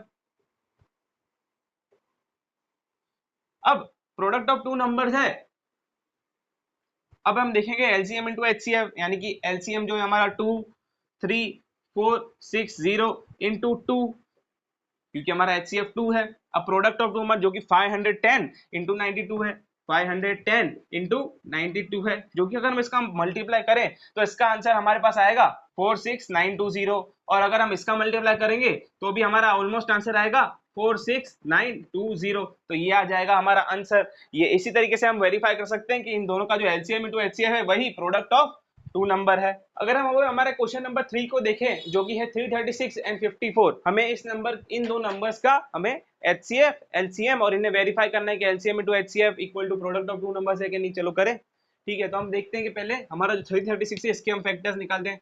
336 इसके अगर हम फैक्टर निकालें तो जब हम 336 के फैक्टर निकालते हैं तो इसमें हमें मिलता है कि अगर ये 2 से मल्टीप्लाई होता है तो हाँ ये 2 से मल्टीप्लाई आएगा, ये आएगा 2 168, तो 168 का वापस 2 के टेबल में आता है, हाँ ये आता है। अगर हम देखें तो ये आएगा 2 के टेबल में आएगा 2 इंटू 84। अब 84 अगर देखें तो क्या 84 आता है 2 के टेबल में? हाँ तो आता है। तो देखें तो ये 2 इंटू 42, क्या 42 आता है? हाँ आता है। 2 इंटू 21, तो अब जो 21 है वो देखें तो क्या 21 आता है 2 के टेबल में? नहीं। तो क्या ये 3 के टेबल में आता है? हाँ ये आता है। 3 इंटू 7, 3 इंटू 7। अब यहाँ पे जो 7 आया ना, तो 7 जो है एक प्राइम नंबर है, तो यहाँ पे हमारा सम खत्म हो गया, मतलब हमारे इतने फैक्टर मिले। तो हमें क्या क्या फैक्टर मिले? हमें मिला 1 2 3 4, 4 यानी कि 2 की power 4, 2 multiply by 2 multiply by 2 multiply by 2 multiply by 3 multiply by 7, हमें ये फैक्टर्स मिले, जो कि हम देखेंगे 2 की पावर 4 इंटू 3 इंटू 7, ये हमारे फैक्टर्स आ गए 336 के। वैसे ही अगर हम 54 के अगर फैक्टर्स निकालें तो 54 के फैक्टर्स अगर हम निकालते हैं तो 54 यानी कि 54 को हम देखें तो क्या है 2 के टेबल में आता है? हाँ आता है, ये 2 के टेबल में तो आता ही है। कैसे आएगा? 2 27 जा। अगर हम देखें 27 तो 27 आता है क्या? 27 2 के टेबल में आता है? नहीं। तो क्या 27 3 के टेबल में आता है?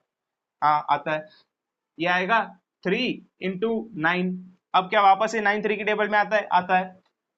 ये आ जाएगा 3 इंटू 3, तो यहाँ पे हमारा जो आंसर आ जाएगा 3। अब 3 जो है वो एक प्राइम नंबर है, तो अगर 3 हमारा प्राइम नंबर है तो इसके आगे तो हमारा सम हो नहीं सकता, तो ये हमारे मिल गए हमें फैक्टर्स। अगर हम जब इस फैक्टर्स को लिखें तो आएगा हमारा 2 multiply by 3 multiply by 3 multiply by 3, ये आ जाएंगे हमारे फैक्टर्स। इसी तरीके से हमारा आंसर आ जाएगा 2 इंटू 3 का पावर 1 2 3, 3 का पावर 3, ये आ जाएंगे हमारे फैक्टर्स। अब हमें निकालना है HCF, जो कि हम देखें कि हमारा HCF जो है वो क्या होगा। HCF क्या होगा कि इन दोनों के अंदर कॉमन क्या क्या है? 2 है, ठीक है, इनके अंदर 3 भी कॉमन है। अब अगर हम देखें कि ये जो 2 है, इन 2 में से जिसकी पावर कम है हमें वो लेना है। हमने ये सीखा कि जो HCF के अंदर दोनों में से जिसकी पावर कम होती है वो लिया जाता है। तो 2 और 2 इन दोनों में से जिसकी पावर कम है, किसकी पावर कम है? 2 की पावर कम है, तो हम लेंगे 2, ठीक है। 2:4 तो बड़ा है। अब हम देखें कि 3 भी कॉमन है, तो हम अगर 3 लेते हैं तो कौन सा 3 लेंगे? यहाँ पे 3 की पावर 3 है और यहाँ पे 3 की पावर 1 है, यानी 3 की पावर नहीं है। तो अगर 3 की पावर छोटी यहाँ पे है, यहाँ पे पावर बड़ी है, यहाँ पे पावर छोटी है, तो हम इसे लेंगे। 2 की 3, 2 इंटू 3 क्या होगा? 6, तो ये हमारा जाएगा HCF। अब हम देखें LCM को, तो जो हमारा LCM होगा, LCM में हम क्या करेंगे, इन दोनों में से हमने सीखा था कि HCF का LCM जो होता है वो पूरा का पूरा उल्टा होता है। तो एलसीएम के अंदर हम इन दोनों में से जिसकी पावर बड़ी होगी वो लेंगे, इन दोनों में से जिसकी पावर बड़ी है, इन दोनों में से किसकी पावर बड़ी है, 2:4 की पावर बड़ी है, तो 2⁴ मल्टीप्लाई बाय, हम इसमें से क्या करेंगे कि 3 और 3 इन दोनों में से किसकी पावर बड़ी है, 3:3, 3:3 यानी 3 की पावर 3। अब हमने देखा कि ये तो हमारे पास आ गया कॉमन नंबर, हमारा बचा हुआ नंबर हमारे पास क्या हुआ, हमारे पास बचा हुआ नंबर आ गया 7, तो हम लेंगे 7, ये आ गए हमारे एलसीएम के फैक्टर। अब हम देखें कि अगर हम इसको मल्टीप्लाई करते हैं 2 की पावर 4, 2 × 2 × 4, 4 2 8, 8 2 16, 16 और मल्टीप्लाई बाय 3 की पावर 3, 3 3 9, 9 3 27, यानी कि अगर 16 × 27 × 7 जब हम मल्टीप्लाई करते हैं तो हमारे पास आंसर मिलता है 3024। अब हमारे पास 3024 तो आ गया। अब हमारे पास अगर 3024 अगर आ गया तो 3024 में ये तो हमारे पास एलसीएम आ गया। अब हमें क्या करना है, वेरीफाई करना है। वेरीफाई क्या करना है, LCM into HCF equal to LCM into HCF equal to product of two number. अब प्रोडक्ट ऑफ टू नंबर है तो LCM into HCF, LCM into HCF करें तो 3024 मल्टीप्लाई बाय 6 अगर हम करें और हमारा प्रोडक्ट ऑफ टू नंबर यानी कि 336 अगर हम निकालें मल्टीप्लाई बाय 54 अगर हम इसका सम निकालते तो हमारा आता है 18144। इसको अगर हम मल्टीप्लाई करते तो हमारा आंसर आता है 18144 और इसको हम जब मल्टीप्लाई करते तो इसका आंसर भी सेम आता है 18144।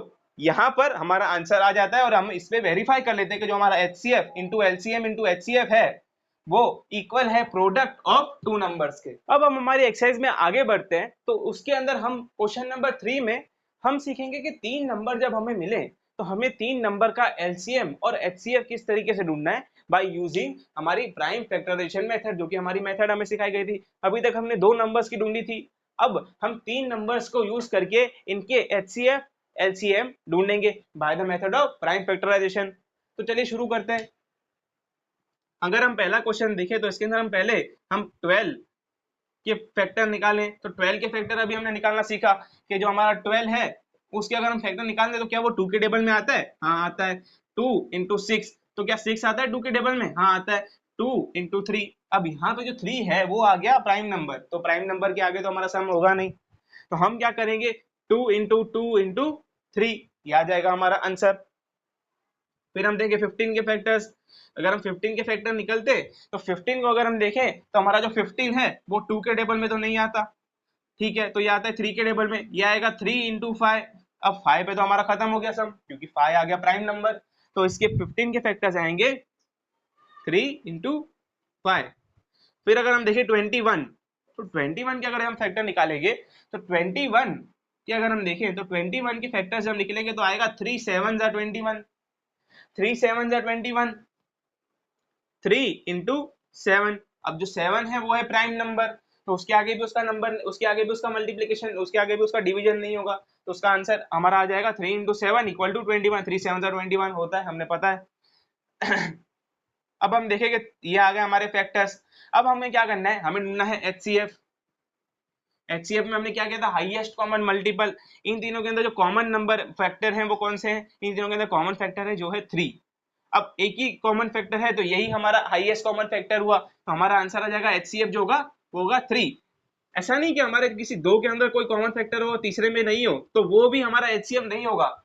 हमारा HCF तभी बनेगा, हमारा HCF जो आंसर है हमारा हाईएस्ट कॉमन फैक्टर तभी आएगा जब वो नंबर या वो डिजिट इन तीनों के अंदर कॉमन हो। इन तीनों के अंदर 3 जो है वो कॉमन नंबर है, वही हमारा HCF बनता है। अगर हम देखेंगे LCM के बारे में तो LCM हमें क्या कहता है कि LCM के अंदर तीनों का कॉमन नंबर कौन सा है, 3। हमारा तीनों का कॉमन नंबर है 3। फिर हमारे बचे हुए हमें डिजिट लिखने हैं तो हमारा आएगा ये 2 की पावर 2 आ जाएगा, मल्टीप्लाई बाय हम लिखेंगे 5 और multiply by 7, multiply by 5 multiply by 7, जो कि अगर हम देखेंगे 3 × 4, 3 4 12, 12 × 5 आ जाएगा 60, 60 × 7 अगर हम करते हैं तो हमारा आएगा 420, तो ये आ जाएगा 420 हमारा LCM, ठीक है, हमारा LCM आ गया 420। अब हमें HCF और LCM मिल गया तो ये हमारे आ गए फाइनल आंसर्स। हमें फाइनल आंसर मिल गया कि हमारा HCF जो है वो ये है और हमारा LCM जो है वो ये है। हमने 3 नंबर में जो कॉमन होगी ना हमेशा हमें वही लगाना सीखना है, और LCM में भी हमने तीनों के अंदर कॉमन तो 3 था, फिर बचे हुए जो तीनों के अंदर कॉमन नंबर है हमें वो भी लिखने के भाई 2 की पावर 2 जो था वो इसलिए कॉमन था, बचा हुआ नंबर था यहाँ पे 5 बचा हुआ नंबर था, यहाँ पे 7 बचा हुआ नंबर था, इन तीनों को मिला के हमने यहाँ पे लिखा, इन तीनों का मल्टीप्लिकेशन जब हम करते हैं सबका हमारा आंसर आता है 420, क्योंकि हमारा LCM है और हमारा HCF है, तीनों के अंदर हाईएस्ट कॉमन फैक्टर जो कि है 3। इस तरीके से हम इन 3 डिजिट जो है हमारे 12, 15 और 21 इनको हम सॉल्व करेंगे। अब हम सेकंड क्वेश्चन पे आते हैं। अब हम क्वेश्चन नंबर 2 की बात करें, क्वेश्चन नंबर 2 के अंदर हमें कहा गया है कि 17, 23 और 29 के हमें HCF और LCM निकालना है। तो अगर हम इनके नंबर लिखेंगे, इनके फैक्टर लिखें, अगर आप ध्यान से देखें इससे पहले कि 17 जो है वो हमारा प्राइम नंबर है, 23 जो है वो हमारा प्राइम नंबर है, और 23 के बाद अगला जो हमारा प्राइम नंबर आता है वो होता है 29, ये भी हमारा प्राइम नंबर है। तो ये तीनों हमारे प्राइम नंबर है, तो इनके फैक्टर जो होंगे ना वो हमेशा ऐसे ही आएंगे 1 into 17, क्योंकि ये प्राइम नंबर है तो किसी से डिवाइड नहीं होगा, या तो खुद से होगा और अपनी टेबल में आएगा और 1 की टेबल में आएगा। 23 को देखें तो वो भी आएगा 1 into 23, वैसे ही अगर 29 को भी लिखें तो 29 भी आएगा 1 into 29। अब हमारे ये जो तीनों के अंदर जो कॉमन फैक्टर है वो है 1, 1 और 1, तो हमारा HCF जो होगा ना हाईएस्ट कॉमन फैक्टर वो होगा 1। अगर तीनों में कोई भी कॉमन फैक्टर नहीं हो ना तो भी हमारा जो कॉमन फैक्टर है वो हमेशा 1 ही आता है, क्योंकि 1 से तो हर चीज मल्टीप्लाई होती है, तीनों के अंदर कॉमन चीज एक 1 तो रहेगी ही रहेगी। तो हमारा 17, 23 और 29 में जो आंसर कॉमन है वो है 1। ठीक है, अब हम बात करें LCM के बारे में। तो हमारा जो LCM है ना वो LCM के अंदर हम देखें तो LCM क्या है, हाईएस्ट कॉमन फैक्टर जो कि है ये। अब हाईएस्ट कॉमन फैक्टर तो हमने देख लिया,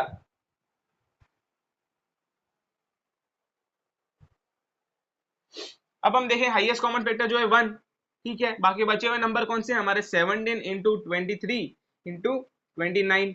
तो इसका जो आंसर अगर हम देखें 17 into 23 into 29 तो हमारा आंसर आएगा 11339, ये आ जाएगा हमारा आंसर, ये आ जाएगा हमारा आंसर 11339, ये आ जाएगा हमारा आंसर। तो ये हमारा आ गया LCM और ये हमें मिल गया हमारा HCF। अब हम नेक्स्ट क्वेश्चन देखें तो हमारा आएगा क्वेश्चन नंबर 3 जो कि है 8, 9 एंड 25।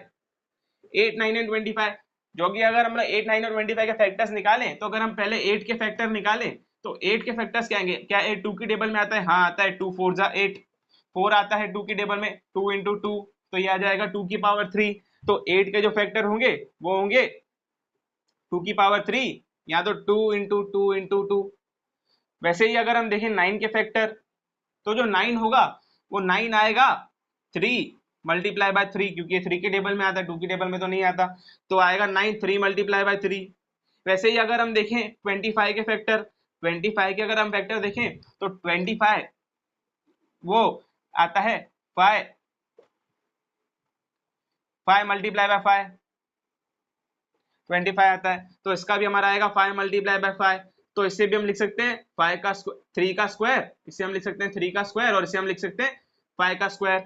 ठीक है, तो अभी हमें तीनों के अंदर कॉमन चीज ढूंढनी है। अब हम देखें तो इन तीनों के अंदर तो कुछ कॉमन है ही नहीं, इसके अंदर 2 का क्यूब है, 2 पावर 3 है, इसके अंदर 3 पावर 2 है, इसके अंदर 5 पावर 2 है, इन तीनों के अंदर कुछ भी कॉमन नहीं है। जब इन तीनों के अंदर कुछ भी कॉमन हमें नहीं मिले तो हमारा जो फाइनल HCF होगा वो होगा 1। जब इन तीनों के अंदर कुछ भी कॉमन नहीं हो तो हमारा HCF आएगा 1। अब हम देखें कि इन तीनों के अंदर HCF तो 1 है, अब हम देखें LCM क्या होगा।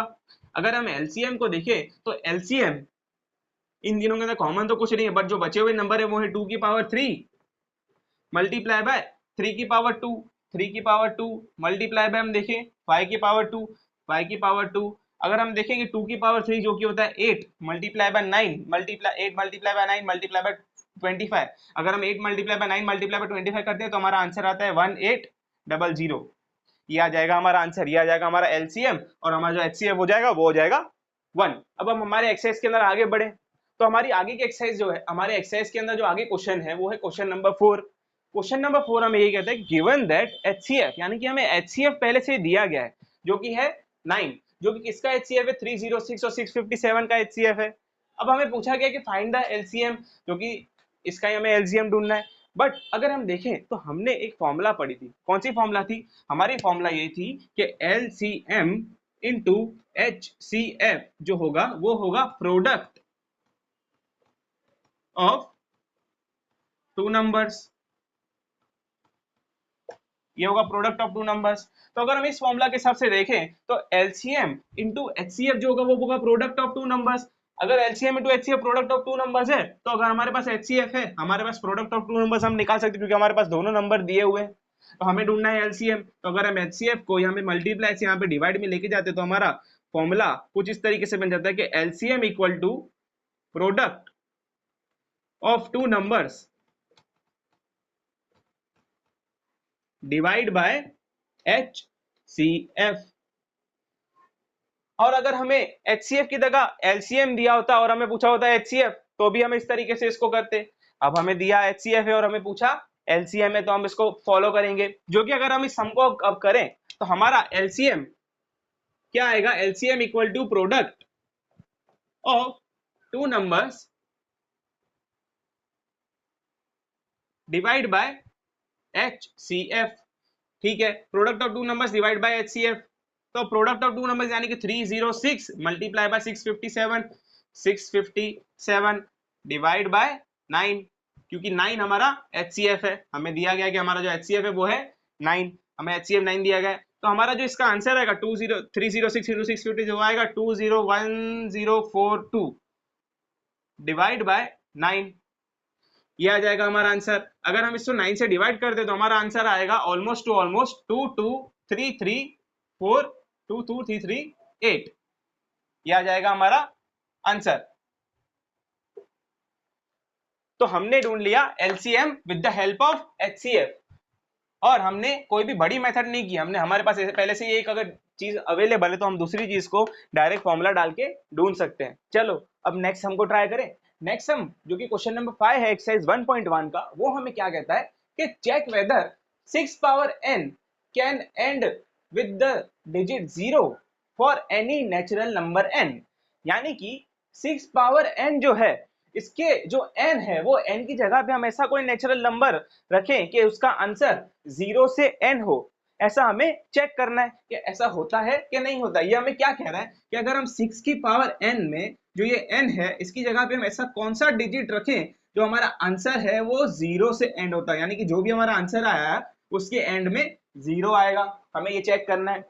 अगर हमें इसको चेक करने के लिए पहले अगर हम थोड़ा लिखें कि अगर हम लिखें कि n इक्वल टू, मैंने सपोज किया कि n equal to 1, n equal to 1 तो 6 की पावर 1 तो आंसर आ जाएगा 6। वैसे ही अगर मैंने सपोज किया n इक्वल टू 2 तो 6 की पावर 2 तो आंसर क्या आएगा 36। वैसे ही अगर मैंने सपोज किया कि n इक्वल टू 3, वैसे ही अगर 6 की पावर 3 तो आएगा 6 मल्टीप्लाई बाय 6 मल्टीप्लाई बाय 6, ऐसे ही होता है ना। तो इसका आंसर हमारे पास क्या आएगा 216। अगर आप देखो तो वो एंड हो रहा है 6 से, आने वाले सारे डिजिट 6 से एंड हो रहे हैं। इससे हमें क्या चलता है कि जो 6 के जितने भी पावर हम निकालेंगे वो 6 से ही एंड करेंगे। वैसे ही अगर हम लोग देखेंगे 216 है जो 6:3 है, तो अगर 6 की पावर अगर हम 4 लिखते हैं तो क्या आएगा n इक्वल टू 4। ठीक है, 6 की पावर 4, 6 की पावर 4 यानी कि 6 multiply by 6 multiply by 6 multiply by 6 यानी कि 36 मल्टीप्लाई 36, इसका आंसर आएगा 1296। अगर आप देखो तो ये भी 6 से एंड हो रहा है। तो अगर हमें इससे क्या पता चलता है कि 6 के जो पावर n है तो 6 के अंदर अगर हम कोई भी पावर रखें, कोई भी नेचुरल नंबर रखें n की जगह पे, हमारा आंसर हमेशा 6 से ही एंड हो रहा है। अगर हमें 0 लाना हो तो हमें क्या करना चाहिए? तो अगर हम देखें कि हम अगर 10 के मल्टीपल देखें जिसमें एंड में 0 है, अगर हम 10 के फैक्टर देखें तो 10 के फैक्टर क्या होता है 2 मल्टीप्लाई बाय 5। वैसे ही अगर हम 20 के फैक्टर देखें तो हमारा आता है 2 मल्टीप्लाई बाय 5 मल्टीप्लाई बाय 2। वैसे ही अगर हम 30 के फैक्टर देखें तो क्या आता है 2 मल्टीप्लाई बाय 5 मल्टीप्लाई बाय 3। इसके अंदर आपने एक चीज कॉमन नोटिस की होगी कि कंटिन्यूअसली यहाँ पे 2 multiply by 5 2 multiply by 2 multiply 5 ये चीजें इसके अंदर कॉमन आ रही है। तो 2 मल्टीप्लाई बाय 5 का होना जरूरी है किसी भी डिजिट के एंड में 0 लाने के लिए। किसी भी एक नंबर के एंड में अगर हमें 0 लाना है तो हमें 2 मल्टीप्लाई बाय 5 होना जरूरी है। 2 मल्टीप्लाई बाय 5, 2 मल्टीप्लाई बाय 5। तो हम अगर देखें तो 2 मल्टीप्लाई बाय 5 अगर किसी के अंदर होगा तो उसकी पावर हम कुछ भी रखें उसका आंसर 0 से एंड होगा, ठीक है। पर अगर हम यहाँ देखें तो अगर हम देखें 6 पावर n है तो 6 पावर को n को हम ऐसे भी लिख सकते हैं 2 मल्टीप्लाई बाय 3 पावर n। तो यहाँ पे देखिए तो यहाँ पे आएगा 2 मल्टीप्लाई बाय 3 आ रहा है। तो यहाँ पे n पे आप कोई भी नंबर रखो, यहाँ पे तो 2 मल्टीप्लाई बाय 3 है तो कोई भी नंबर रखोगे तो यहाँ पे 2 मल्टीप्लाई अगर 3 है तो 2 मल्टीप्लाई बाय 3 की वजह से क्या होगा कि यहाँ पे कभी भी एंड जो होगा नंबर वो कभी भी 0 से एंड नहीं होगा, क्योंकि हमें 0 से एंड करने के लिए जो नंबर चाहिए वो है 2 मल्टीप्लाई बाय 5। हमें ये फैक्टर्स चाहिए पर हमारे पास क्या है 2 मल्टीप्लाई बाय 3। तो 2 मल्टीप्लाई बाय 3 है तो हमारे पास 5 तो नहीं है, तो हम ऐसा लिख सकते हैं कि सिंस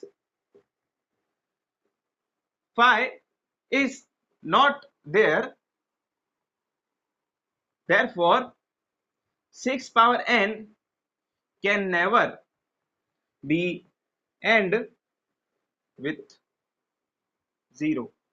यानी कि अगर 5 जो है वो यहाँ पे नहीं है, यहाँ पर 5 नहीं है, तो इससे हमें क्या पता चलता है कि अगर यहाँ पे 5 नहीं है तो 6 पावर n पे आप कोई भी नंबर लिख लो, कभी भी ये जो आंसर होगा ना ये 0 से एंड नहीं करेगा।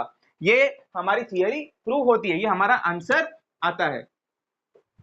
आप इस तरीके से आंसर लिख सकते हो। चलो अब हम नेक्स्ट सम को देखें। तो नेक्स्ट सम हमें क्या कहता है, जो कि क्वेश्चन नंबर 6 है हमारा, वो हमें क्या कहता है कि explain why 7 multiply by 11 multiply by 13 plus 13 and 7 multiply by 6 multiply by 5 multiply by 4 multiply by 3 multiply by 2 multiply by 1 plus 5। तो जो ये दो नंबर्स हमें दिए गए हैं आर कंपोजिट नंबर। अब कंपोजिट नंबर का मतलब क्या होता है? तो कंपोजिट नंबर का मतलब क्या होता है कि ऐसे नंबर जिनके दो से ज्यादा फैक्टर्स आते हो। मैंने आपको ये समझाया कि प्राइम नंबर जो होते हैं उनके मेनली दो ही फैक्टर आते हैं, और यहाँ तो वो खुद की टेबल में आते हैं, यहाँ तो वो 1 की टेबल में आते हैं। मेनली उनके दो ही फैक्टर हुए। जैसे कि फॉर एग्जांपल अगर मैं लिखूं कि 2 एक प्राइम नंबर है, अगर 2 के मैं फैक्टर निकालूं तो वो आएगा 1 मल्टीप्लाई बाय 2। वैसे ही अगर मैं 3 के निकालूं तो आएगा 1 मल्टीप्लाई बाय 3, क्योंकि और किसी की टेबल में तो ये नहीं आएंगे। बट अगर मैं 4 के फैक्टर निकालता हूं तो 4 के फैक्टर में क्या होता है कि 1 मल्टीप्लाई बाय 2 मल्टीप्लाई बाय 2। अब अगर हम इसे समझे कि यहाँ पे हमारे पास ये जो 4 है वो 1 की टेबल में आता है, ये 2 की टेबल में आता है, और 4 खुद की टेबल में भी तो आता है। 4 1 4 होता है तो वो खुद की टेबल में भी आता है। तो यानी ये दो से ज्यादा लोगों के, दो से ज्यादा नंबर्स की टेबल में आता है, दो से ज्यादा नंबर की टेबल, यानी कि 1 की टेबल में आता है, 2 की टेबल में आता है और 4 की टेबल में आता है। यानी कि ऐसा नंबर है 4 जो दो से ज्यादा नंबर की टेबल में आता है। 1 की टेबल में और खुद की टेबल में अगर आता होता तो हम इसे प्राइम नंबर बोलते हैं, बट ये 2 की टेबल में भी आता है तो इसे हम कहेंगे कंपोजिट नंबर। ऐसे नंबर को हम कहेंगे कंपोजिट नंबर। ये कंपोजिट नंबर ऐसे नंबर होते हैं जो दो से ज्यादा फैक्टर जिनके होते हैं, यानी कि वो दो नंबर से ज्यादा नंबर के टेबल में वो आते हैं। ऐसे नंबर्स को हम कहते हैं कंपोजिट नंबर। जैसे कि अगर हमने एग्जांपल लिया 4 का, आप कोई और भी कंपोजिट नंबर ले सकते हैं। जैसे अगर हम 5 देखें तो 5 तो हमारा प्राइम नंबर है। उसके बाद आता है 6, तो 6 को अगर आप देखेंगे तो आएगा 2 मल्टीप्लाई बाय 3, ये होगा 6।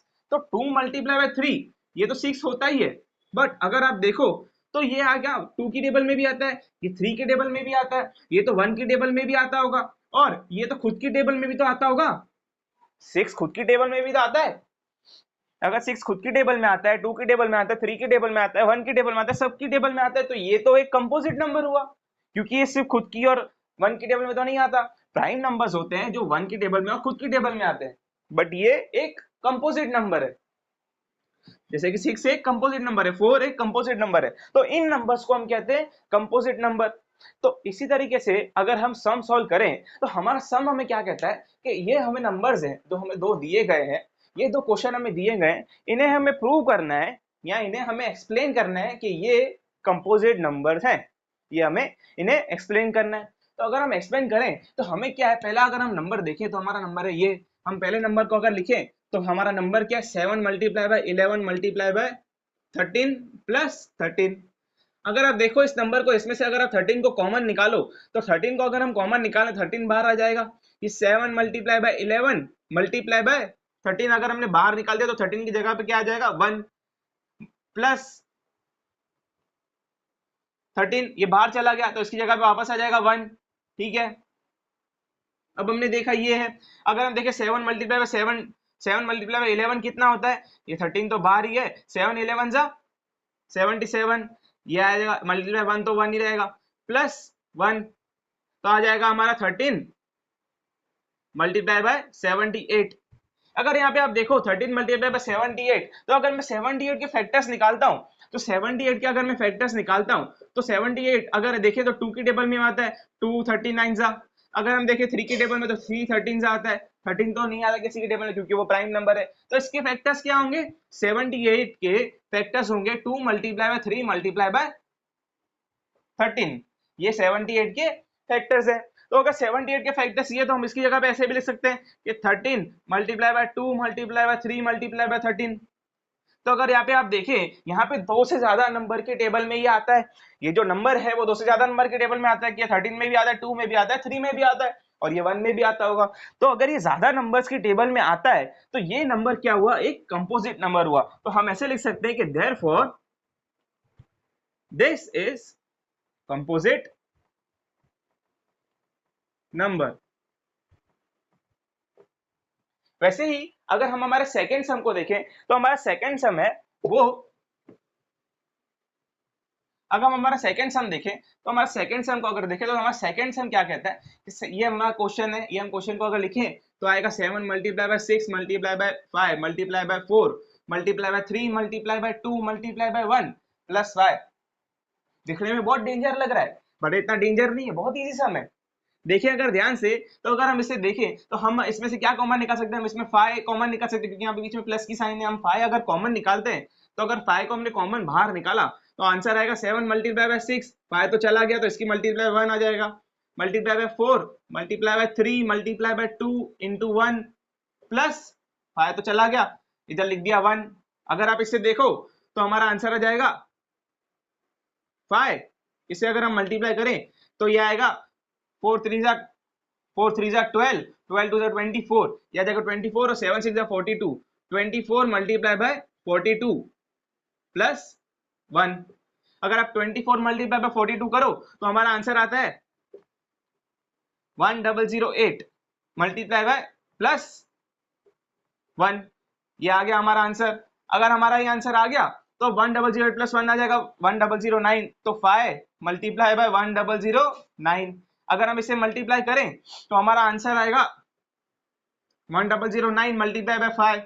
अगर आप इसे देखें, जैसे अगर 1009 है, अगर आप हम प्राइम नंबर्स अगर फिर से लिखते हैं, जैसे कि अगर मैं यहाँ पे लिखता हूँ प्राइम नंबर्स जो कि हमारे हैं, जैसे कि 2 3 5 7, फिर आ जाएगा हमारा 13, फिर आ जाएगा 17, फिर 23 29, इतने प्राइम नंबर्स हमारे हैं, उससे भी आगे आएंगे पर हमें इधर तक ही चेक करना है। हमें चेक करना है तो हमारा जो 1009 है ये क्या हर नंबर से डिवाइड होता है, ये नंबर क्या हर नंबर से डिवाइड होता है?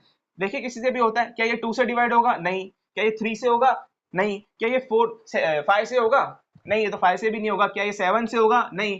क्या ये 13 से हो रहा है डिवाइड? नहीं, ये तो 13 से भी डिवाइड नहीं हो रहा। क्या ये 17 से डिवाइड हो रहा है? नहीं। आप देखें तो ये 29 और 23 दोनों से डिवाइड नहीं होता। तो हम ऐसा कह सकते हैं कि ये नंबर कहीं ना कहीं प्राइम नंबर जैसा हो सकता है, ठीक है। बट अगर ये प्राइम नंबर हम कहें कि है या नहीं है हमें नहीं पता, बट अगर हम इसको 5 से अगर जब मल्टीप्लाई करते हैं तो 5 9 से हमारे यहाँ पास आएगा 45, 5 0 था 0, आ जाएगा 4, ये 0, ये 5, ये आ जाएगा 5045। अब हमारे पास आंसर जो है ना आया 5045। अगर आप इसे ध्यान से देखो तो ये जो 5045 है ना, इसके जब आप फैक्टर्स निकालोगे ना तो ये तो 5 के टेबल में भी आता है, ये 5 के टेबल में आता है, खुद के टेबल में आता है, 1 के टेबल में तो आएगा ही, खुद के टेबल में भी आएगा, ये 5 के टेबल में भी आएगा। अगर हम इससे और फैक्टर निकाले जाएंगे तो आगे आने वाले कोई भी नंबर्स के टेबल में ये आ सकता है। तो इससे ये डिवाइड होता है, इससे ये पता चलता है कि जो 5045 है ना, इसके 2 से ज्यादा फैक्टर बनेंगे, यानी कि इसके 2 से ज्यादा जो नंबर होंगे उनके टेबल में ये आएगा, 2 से ज्यादा इसके फैक्टर बनेंगे। तो हम इससे भी कह सकते हैं कि therefore this number is composite, यानी कि ये एक कंपोजिट नंबर है, कि ये नंबर भी एक कंपोजिट नंबर है। वैसे ये भी नंबर हमारा कंपोजिट है। इस तरीके से हम पूरे सम को सॉल्व करेंगे। चलो, जो अब हमारा क्वेश्चन नंबर 7 है, जो कि हमारा लास्ट सम है इस एक्सरसाइज का, उसे हम सॉल्व करने की ट्राई करते हैं, जो कि है कि there is a circular path around a sports field, यानी कि एक स्पोर्ट्स फील्ड है जिसके अराउंड एक सर्कुलर पाथ है, हमें ऐसा कहा जा रहा है। इस सर्कल थोड़ा टेढ़ा मेढ़ा है, बट आपको इसे हम देखते हैं कि एक सर्कुलर पाथ है जिसके अराउंड, जो एक स्पोर्ट्स फील्ड के अराउंड है, ठीक है। अब इस सर्कुलर पाथ में चीज क्या है कि ये क्या कहता है कि सोनिया टेक्स, यानी कि सोनिया जो है वो 18 मिनट लेती है, यानी कि takes 18 minutes to drive 1 round of the field, यानी कि इससे सोनिया को एक राउंड, ये एक राउंड कंप्लीट करने में, जैसे कि अगर मैं मानूं कि स्टार्टिंग पॉइंट है, यहां से एक राउंड कंप्लीट करने में सोनिया को लगते हैं 18 मिनट्स। वहीं पर अगर हम देखें जो कि रवि है, यानी कि while Ravi takes 12 minutes for the same, यानी कि रवि को सेम चीज करने में सिर्फ 12 मिनट लग रहे हैं, यानी रवि को सेम चीज करने में 12 मिनट लग रहे हैं, ठीक है। यानी कि अब हमें तब समझ आ गया कौन क्या कर रहा है। बट इन्होंने हमें आगे क्या कहा है, आगे ये कह रहे हैं कि suppose they both start at the end at the same point, यानी कि दोनों अगर सेम पॉइंट से स्टार्ट करें, फॉर एग्जांपल हम इसे एक रेफरेंस पॉइंट यानी इसे एक स्टार्ट पॉइंट ले लेते हैं, यहां से अगर इन दोनों ने स्टार्ट किया, ये रवि है ये सोनिया है, इन दोनों ने यहां से स्टार्ट किया, ठीक है, यहां से इन्होंने अगर दौड़ना स्टार्ट किया, फिर ये क्या कह रहे हैं, and go in the same direction, यानी कि ये दोनों सेम डायरेक्शन में दौड़ रहे हैं। एग्जाम्पल ये इस तरीके से दौड़ रहे हैं, यानी इसी डायरेक्शन में दोनों दौड़ रहे हैं, क्लॉकवाइज डायरेक्शन में, ठीक है। और हमें क्या कहा है कि सेम टाइम पे स्टार्ट करते हैं, सेम टाइम पे स्टार्ट करते हैं, यानी कि दोनों ने स्टार्ट भी समझो 0 सेकंड से दोनों ने स्टार्ट किया, एग्जाम्पल के लिए 0 सेकंड से दोनों ने स्टार्ट किया, ठीक है। हमें क्या कहा गया, after how many minutes will they meet again at starting point, यानी कि हमें ऐसा कहा गया कि कितने मिनट के बाद दोनों स्टार्टिंग पॉइंट पर फिर से मिलेंगे। अब ऐसा हमें क्यों कहा गया, क्योंकि अगर आप देखें कि जो सोनिया की स्पीड है वो कम है, क्योंकि वो ज्यादा टाइम ले रही है, वो ज्यादा टाइम ले रही है, एक राउंड मारने के लिए उसे 18 मिनट लग रहे हैं। बट रवि की स्पीड ज्यादा है, क्योंकि वो 12 मिनट के अंदर पूरा राउंड कंप्लीट कर दे रहा है। तो जब ये लोग दौड़ना शुरू करेंगे, इन दोनों की स्पीड तो अलग अलग है, तो रवि क्या पता एक राउंड खत्म कर दे और सोनिया उसके बाद उसका राउंड खत्म करेगी, तो रवि की शायद क्या पता दो राउंड भी हो जाए। तो हमें ये तो नहीं पूछा है कि कितने राउंड लगेंगे दोनों के इस राउंड पर पहुंचने, हमें ये पूछा है कि कितने मिनट के बाद ये दोनों लोग सेम टाइम पर सेम पॉइंट पे मिलेंगे। ऐसा पूछा है कि ऐसा कौन सा टाइम होगा, ऐसा कौन सा टाइम होगा जहां पे दोनों सेम पॉइंट पर वापस मिलेंगे। तो जब ये लोग दोनों दौड़ना शुरू करेंगे, रवि फास्ट भागेगा, सोनिया दौड़, पर ऐसा सोनिया जो धीरे धीरे भागेगी और रवि थोड़ा फास्ट भागेगा, बट ऐसा एक पॉइंट आएगा जहां पे ये दोनों मिलेंगे। तो हमें क्या बोला गया, इसका मतलब ये होता है कि हमें ढूंढना है LCM, कि सबसे कम से कम ऐसा कौन सा टाइम होगा जिसपे ये लोग मिलेंगे, कम से कम ऐसा कौन सा टाइम होगा जिसपे ये लोग मिलेंगे, यानी कि लीस्ट कॉमन मल्टीपल। क्यों, क्योंकि हमें क्या करना है कि 18 और 12 एक राउंड मारेंगे, 18 है, एक राउंड में 18 लगा, 18 मिनट्स लगे, सेकंड राउंड में उसे टोटल 36 मिनट्स लगेंगे, थर्ड राउंड करेगी तो 18 3 जा 48, इतने मिनट्स लगेंगे। वैसे ही अगर 12 का देखे तो ऐसे ऐसे, तो इससे क्या हो रहा है हमें पता चल रहा है कि अगर एक राउंड करते हैं तो 18 मिनट लग रहे हैं, दो राउंड कर रहे तो 36 मिनट लग रहे हैं। वैसे ही अगर रवि एक राउंड कर रहा है तो उससे 12 मिनट लग रहे हैं, रवि दो राउंड कर रहा है तो उससे 24 मिनट लग रहे हैं। तो ये लोग जब दोनों राउंड करते रहेंगे तब ऐसा कौन सा नंबर, यानी कि 18 और 12 के टेबल अगर हम देखें तो ऐसा कौन सा नंबर इन दोनों में आता है जो आने पर ये दोनों सेम पॉइंट में मीट करेंगे, यानी ऐसा कौन सा मिनट आएगा जिसपे लोग वापस इस पॉइंट पे मीट करेंगे। अगर आप देखें तो हम 18 का अगर देखें, हम 18 के अगर मल्टीपल निकालें या 18 के अगर हम पहले फैक्टर्स निकालें, तो 18 के फैक्टर्स अगर हम निकालें तो हमने सीखा था कि 18 के फैक्टर्स हम इस तरीके से निकाल सकते हैं, 2 इंटू 9, फिर 9 आता है 3 की टेबल में तो आएगा 3 मल्टीप्लाई बाय 3, यहाँ पे इसके फैक्टर्स खत्म हो गए। वैसे अगर हम 12 के फैक्टर्स निकालें, हमारे दो नंबर हैं वो तो ये हमें मिल गए, अब हमें इसका एलसीएम निकालना है, इससे पहले हमें इनके फैक्टर्स निकालने पड़ेंगे। तो अगर हम 12 के फैक्टर्स देखें तो वो आ जाएगा 2 मल्टीप्लाई बाय 6, अब 6 जो है वो आएगा 2 मल्टीप्लाई बाय 3, यहाँ पे हमारा सम खत्म हो जाता है क्योंकि 3 एक प्राइम नंबर है, यहाँ पे भी 3 एक प्राइम नंबर है। जब अगर हम इनके फैक्टर्स लिखें तो हमें फैक्टर्स क्या मिलते हैं कि 18 के फैक्टर्स हमें मिलते हैं 2 multiply by 3 multiply by 3, 2 multiply by 3 multiply by 3। वैसे ही अगर हम 12 के फैक्टर्स लिखे तो हमें क्या मिलते हैं 2 मल्टीप्लाई बाय 2 मल्टीप्लाई बाय 3, यानी कि 2 मल्टीप्लाई बाय 2 मल्टीप्लाई बाय 3। अगर आप ध्यान से इसको छोटा करके हम इसको शॉर्ट करके अगर हम लिखे तो आएगा 2 मल्टीप्लाई बाय 3 का स्क्वायर, ये आएगा 2 स्क्वायर यानी कि 2 का पावर 2 मल्टीप्लाई बाय 3, क्योंकि ये 2 दो बार है, यहाँ पे 3 दो बार है।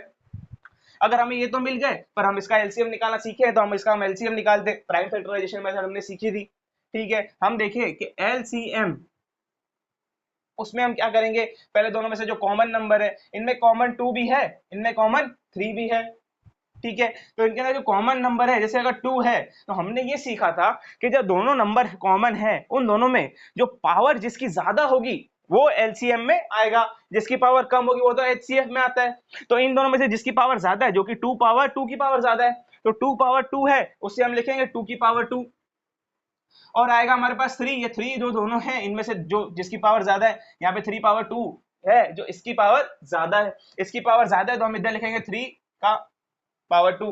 अब इनमें से कॉमन कॉमन गायब हो गया, हमें एक्स्ट्रा नंबर लिखने होते हैं हमेशा, बट यहाँ पे आप देखो तो यहाँ पे कोई एक्स्ट्रा नंबर है ही नहीं, सारी चीजें कॉमन है, एक्स्ट्रा नंबर नहीं, तो अभी हम इसको यहाँ पे रखेंगे।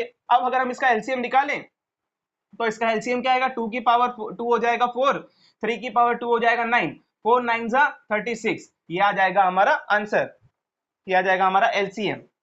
तो 36, इससे हमें क्या पता चलता है कि 36 मिनट्स के बाद सोनिया और रवि सेम पॉइंट पर वापस मिलेंगे। यानी कि आप देखो तो सोनिया के जो 3 राउंड कंप्लीट होंगे और जब रवि के 3 राउंड कंप्लीट होंगे, तो उसमें बीच में 36 मिनट जब आएंगे ना, तब दोनों सेम टाइम पे अपना राउंड कंप्लीट करेंगे। यानी कि 36 मिनट्स जब होंगे ना, तब दोनों सेम पॉइंट पर होंगे। पर आप देखोगे ना, तब तक रवि जो होगा ना, वो रवि के 3 राउंड हुए होंगे, बट सोनिया के सिर्फ 2 राउंड हुए होंगे। यानी कि सोनिया के सिर्फ 2 ही राउंड होंगे, क्योंकि 18 मल्टीप्लाई बाय 2 हो जाता है 36, बट 12 मल्टीप्लाई बाय 3 यानी कि 12, फिर 24, फिर 36, यानी कि जब रवि के 3 राउंड हो जाएंगे और सोनिया के 2 राउंड होंगे, तो वो लोग सेम टाइम पे मिलेंगे, जो कि होगा 36 मिनट, और यही हमारा होता है LCM, यही हमें पूछा गया था। तो अब हमने HCF और LCM निकालना सीखा प्राइम फैक्टराइजेशन मेथड से, और हमने ये भी सीखा कि जो HCF और LCM है, उन्हें उनके फैक्टर्स किस तरीके से निकालते हैं और उन्हें किस तरीके से हमें लिखना होता है, और हमें किस तरीके से इन सम्स को सॉल्व करना होता है। हमने बीच में एक और फॉर्मूला सीखी थी, जो कि LCM multiply by HCF equal to product of 2 numbers. उस फॉर्मूला को देख के भी हमने बहुत सारे सम सॉल्व किए थे। अब इसके बाद हम एक्सरसाइज 1.2 को स्टार्ट करेंगे, जिसके अंदर हम लोग एक नई थियरी को समझेंगे, जो कि रैशनल नंबर्स और इररेशनल नंबर्स के बारे में होगी। Thank you.